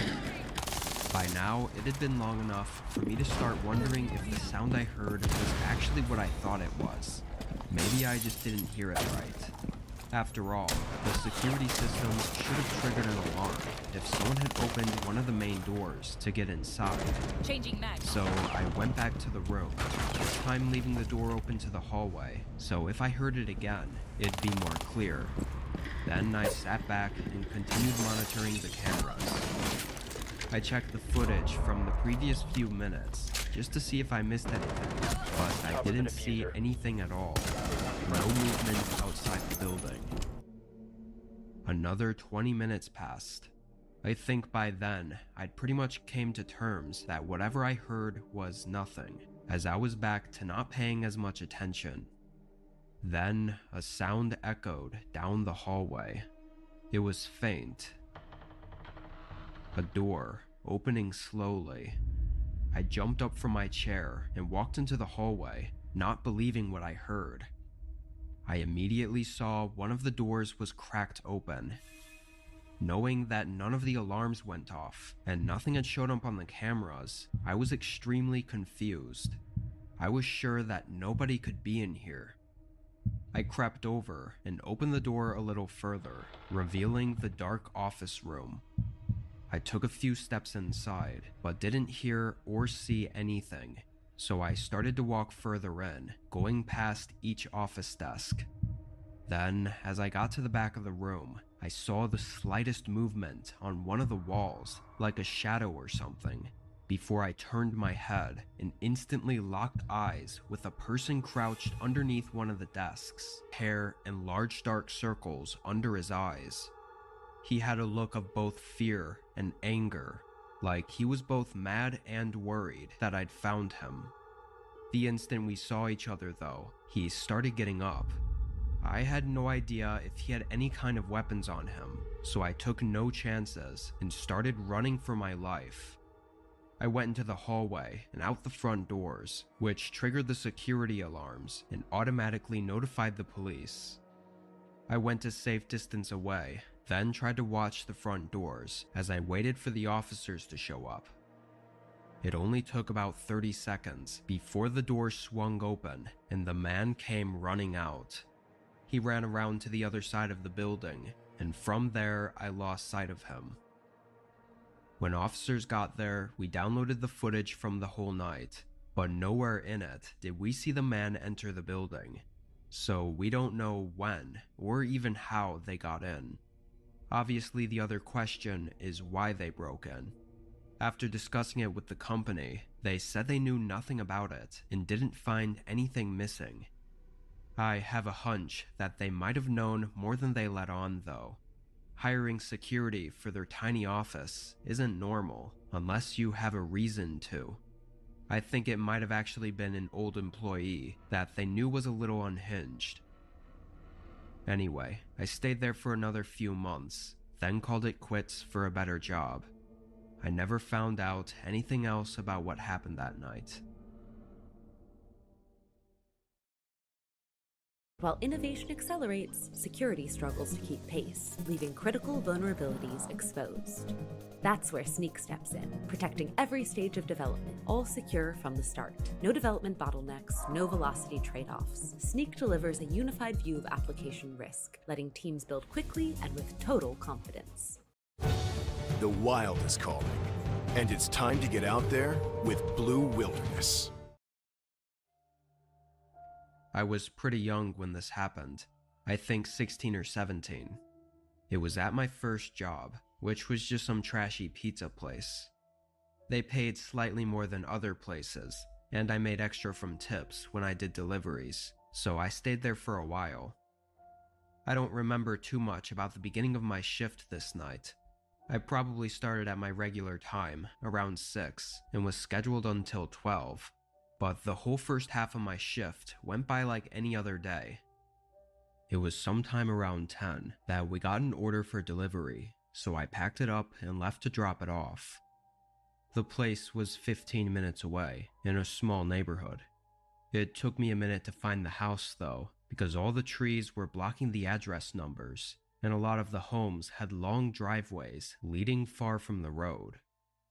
Eventually I did find it, after circling back a few times. I drove down the driveway and parked closer to the home. It was one of those large houses that looked like it was built forever ago. I got the food and walked up to the front porch. It was hard not to notice how quiet it was in this neighborhood. It felt like I was so far away from everything, especially with the trees everywhere. When I got up to the porch though, the front door was wide open. I'd seen a lot of people leave their doors cracked open before, but the way this one was fully open was a little bit excessive. Anyway, I walked over and knelt down to set the food inside the house, when a voice called out, "Hey, would you mind bringing the pizza in here? I'm just setting up the table." It was a man's voice, but they sounded friendly.